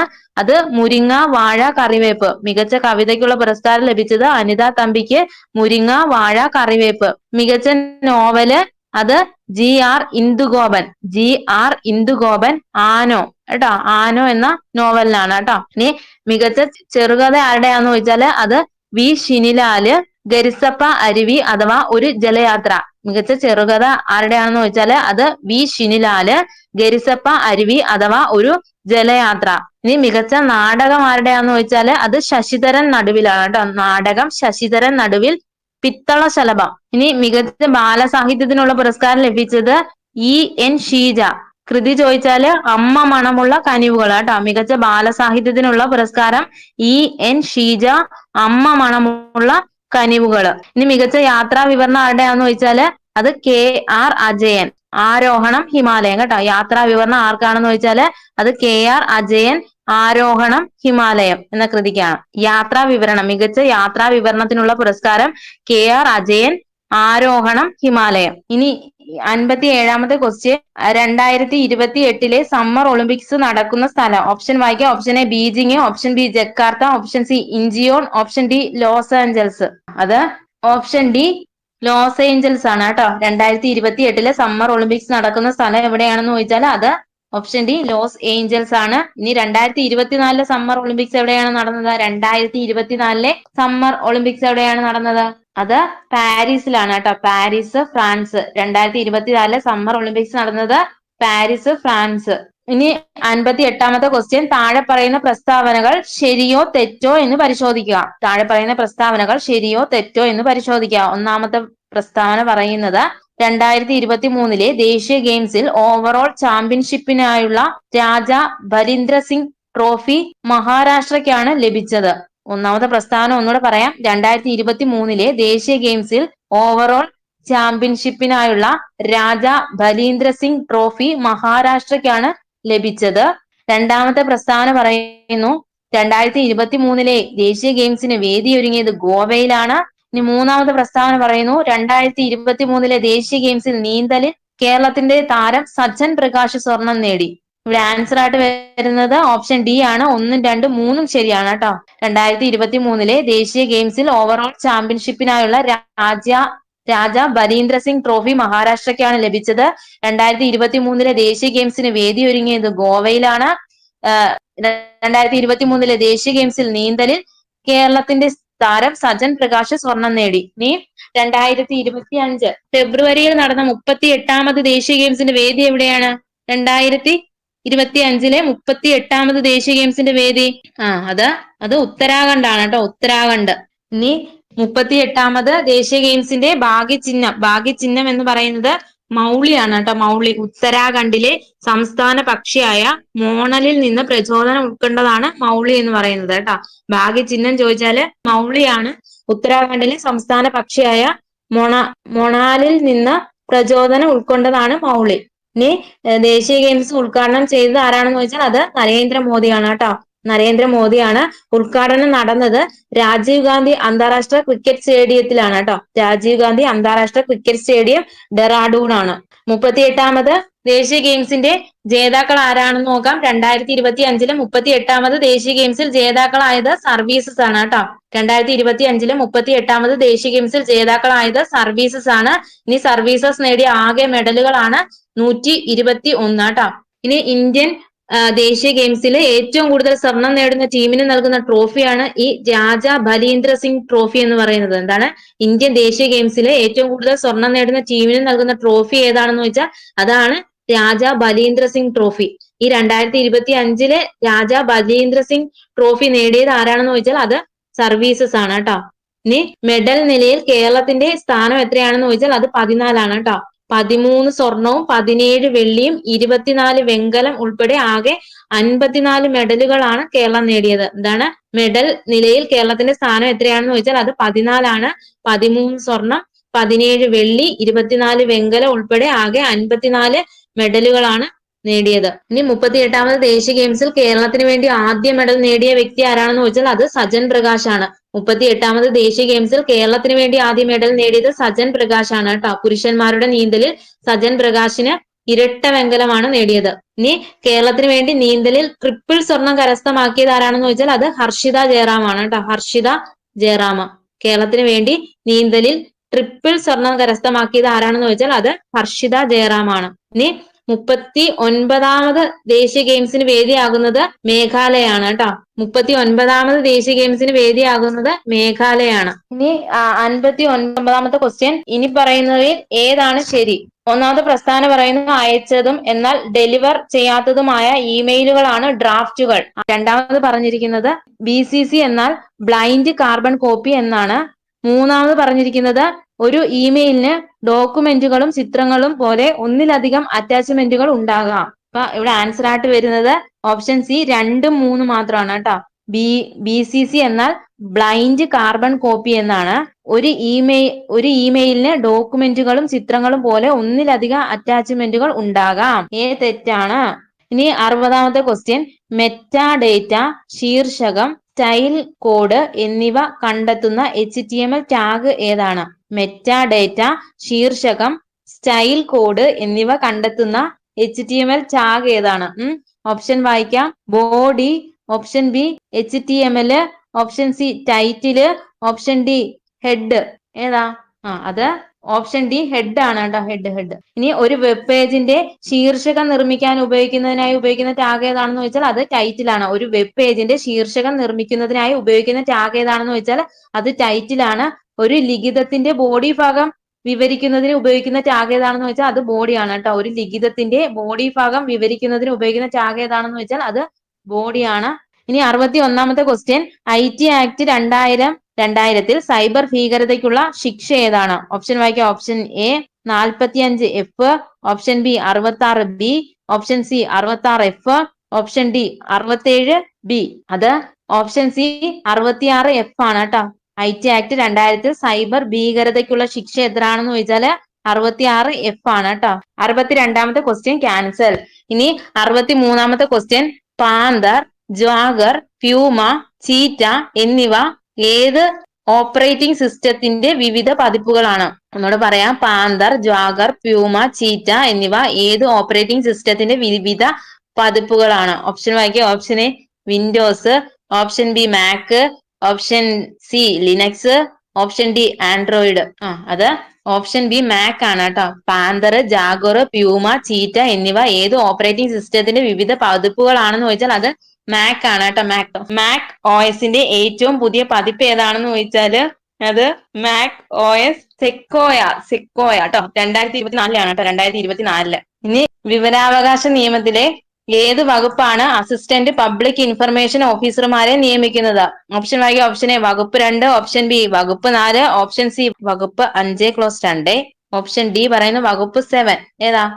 അത് ഓപ്ഷൻ സി വകുപ്പ് 5 ക്ലോസ് 2 ആണ് കേട്ടോ. വിവരാവകാശ നിയമത്തിലെ ഏത് വകുപ്പാണ് അസിസ്റ്റന്റ് പബ്ലിക് ഇൻഫർമേഷൻ ഓഫീസർമാരെ നിയമിക്കുന്നത് എന്ന് ചോദിച്ചാൽ അത് വകുപ്പ് 5 ക്ലോസ് 2 ആണ്. 65ാമത്തെ ക്വസ്റ്റ്യൻ, ഉപഭോക്തൃ സംരക്ഷണ നിയമം 2019 പ്രകാരം ചരക്കുകളുടെയോ സേവനങ്ങളുടെയോ മൂല്യം ഡാഷ് കവിയുന്നില്ലെങ്കിൽ ജില്ലാ ഉപഭോക്തൃ തർക്ക പരിഹാര കമ്മീഷനിൽ പരാതിപ്പെടാം. ഓപ്ഷൻ വായിക്കാം. Option A 10 lakh, option B 20 lakh, option C 1 കോടി, ഓപ്ഷൻ ഡി 50 ലക്ഷം. അത് ഓപ്ഷൻ ഡി 50 ലക്ഷമാണ് കേട്ടോ. ഉപഭോക്തൃ സംരക്ഷണ നിയമം 2019 പ്രകാരം ചരക്കുകളുടെയും സേവനങ്ങളുടെയും മൂല്യം 50 ലക്ഷത്തിൽ കവിയുന്നില്ലെങ്കിൽ ജില്ലാ ഉപഭോക്തൃ തർക്ക പരിഹാര കമ്മീഷനിൽ പരാതിപ്പെടാം. ഇനി 66ാമത്തെ ക്വസ്റ്റ്യൻ ക്യാൻസൽ ആണ്. ദേശീയ മനുഷ്യാവകാശ കമ്മീഷൻ ചെയർമാന്റെ കാലാവധിയാണ് ചോദ്യം കേട്ടോ. അപ്പം എത്രയാണ് കാലാവധി? ദേശീയ മനുഷ്യാവകാശ കമ്മീഷൻ ചെയർമാന്റെ കാലാവധി അത് 3 വർഷം അഥവാ 70 വയസ്സ് ഏതാണോ ആദ്യം. ഇനി 67ാമത്തെ question, central consumer protection council അധ്യക്ഷൻ. സെൻട്രൽ കൺസ്യൂമർ പ്രൊട്ടക്ഷൻ കൗൺസിൽ അധ്യക്ഷൻ ഓപ്ഷൻ വായിക്കാം. ഓപ്ഷൻ എ ഇന്ത്യയുടെ ചീഫ് ജസ്റ്റിസ്, ഓപ്ഷൻ ബി ഉപഭോക്തൃ കാര്യങ്ങളുടെ ചുമതലയുള്ള മന്ത്രി, ഓപ്ഷൻ സി ഇന്ത്യയുടെ രാഷ്ട്രപതി, ഓപ്ഷൻ ഡി ഇന്ത്യയുടെ പ്രധാനമന്ത്രി. അത് ഓപ്ഷൻ ബി ഉപഭോക്തൃ കാര്യങ്ങളുടെ ചുമതലയുള്ള മന്ത്രിയാണ് കേട്ടോ. സെൻട്രൽ കൺസ്യൂമർ പ്രൊട്ടക്ഷൻ കൗൺസിൽ അധ്യക്ഷൻ ആരാണെന്ന് ചോദിച്ചാല് അത് ഓപ്ഷൻ ബി ഉപഭോക്തൃ കാര്യങ്ങളുടെ ചുമതലയുള്ള മന്ത്രിയാണ്. ഇനി 68ാമത്തെ ക്വസ്റ്റ്യൻ, ഗാർഹിക പീഡനത്തിൽ നിന്നുള്ള സ്ത്രീകളുടെ സംരക്ഷണ നിയമം 2005 പ്രകാരം ഇനി പറയുന്നവയിൽ ഏതാണ് മജിസ്ട്രേറ്റിന് പാസ്സാക്കാൻ കഴിയുക? ഓപ്ഷൻ എ സംരക്ഷണ ഉത്തരവ്, ഓപ്ഷൻ ബി താമസ ഉത്തരവ്, ഓപ്ഷൻ സി കസ്റ്റഡി ഉത്തരവ്, ഓപ്ഷൻ ഡി മുകളിൽ പറഞ്ഞവയല്ല. ഓപ്ഷൻ ഡി മുകളിൽ പറഞ്ഞവയെല്ലാം ആണ് കേട്ടോ. ഗാർഹിക പീഡനത്തിൽ നിന്നുള്ള സ്ത്രീകളുടെ സംരക്ഷണ നിയമം 2005 പ്രകാരം ഏതൊക്കെയാണ് മജിസ്ട്രേറ്റിന് പാസ്സാക്കാൻ കഴിയുക എന്ന് ചോദിച്ചാൽ സംരക്ഷണ ഉത്തരവ്, താമസ ഉത്തരവ്, കസ്റ്റഡി ഉത്തരവ്. ലോക ഉപഭോക്തൃ അവകാശ ദിനം എല്ലാ വർഷവും ഏത് തീയതിയിലാണ് ആചരിക്കുന്നത് എന്ന് ചോദിച്ചാൽ അത് മാർച്ച് 15 ആണ് കേട്ടോ. മാർച്ച് 15. ഇനി ദേശീയ ഉപഭോക്തൃ ദിനമായി ആചരിക്കപ്പെടുന്ന തീയതി എന്നാണ്? ദേശീയ ഉപഭോക്തൃ ദിനമായിട്ട് ആചരിക്കപ്പെടുന്ന തീയതി എന്നാണെന്ന് വെച്ചാൽ അതെന്നാ? അത് ഡിസംബർ 24 കേട്ടോ. ഡിസംബർ 24 കേട്ടോ. 2019 ഉപഭോക്തൃ സംരക്ഷണ നിയമം നിലവിൽ വന്ന തീയതി എന്നാണ്? 2019 ഉപഭോക്തൃ സംരക്ഷണ നിയമം നിലവിൽ വന്ന തീയതി എന്നാണ്? അത് 2020 ജൂലൈ 20-നാണ് കേട്ടോ. 2020 ജൂലൈ 20-നാണ്. ഇനി 70ാമത്തെ ക്വസ്റ്റ്യൻ, ഇന്ത്യയിലെ മുതിർന്ന പൗരന്മാർക്ക് സംരക്ഷണം വർദ്ധിപ്പിക്കുന്നതിന് ഏത് സുപ്രധാന നിയമനിർമ്മാണം പാസാക്കി? ഓപ്ഷൻ വായിക്കാം. ഓപ്ഷൻ എ മാതാപിതാക്കളുടെയും മുതിർന്ന പൗരന്മാരുടെയും പരിപാലനവും ക്ഷേമവും നിയമം 2007, ഓപ്ഷൻ ബി മുതിർന്ന വ്യക്തികളെ കുറിച്ചുള്ള ദേശീയ നയം 1999, ഓപ്ഷൻ സി ഗാർഹിക പീഡനത്തിൽ നിന്നുള്ള സ്ത്രീകളുടെ സംരക്ഷണ നിയമം 2005, ഓപ്ഷൻ ഡി മനുഷ്യാവകാശ സംരക്ഷണ നിയമം 1993. അത് ഓപ്ഷൻ എ മാതാപിതാക്കളുടെയും മുതിർന്ന പൗരന്മാരുടെയും പരിപാലനവും ക്ഷേമവും നിയമം 2007 ആണ് കേട്ടോ. ഇന്ത്യയിലെ മുതിർന്ന പൗരന്മാർക്ക് സംരക്ഷണം വർദ്ധിപ്പിക്കുന്നതിന് സുപ്രധാന നിയമനിർമ്മാണം ഏതാണെന്ന് ചോദിച്ചാല് അത് മാതാപിതാക്കളുടെയും മുതിർന്ന പൗരന്മാരുടെയും പരിപാലനവും ക്ഷേമവും നിയമം 2007 ആണ് കേട്ടോ. അപ്പൊ നമ്മളിന്ന് 70 ക്വസ്റ്റ്യൻ പഠിച്ചു.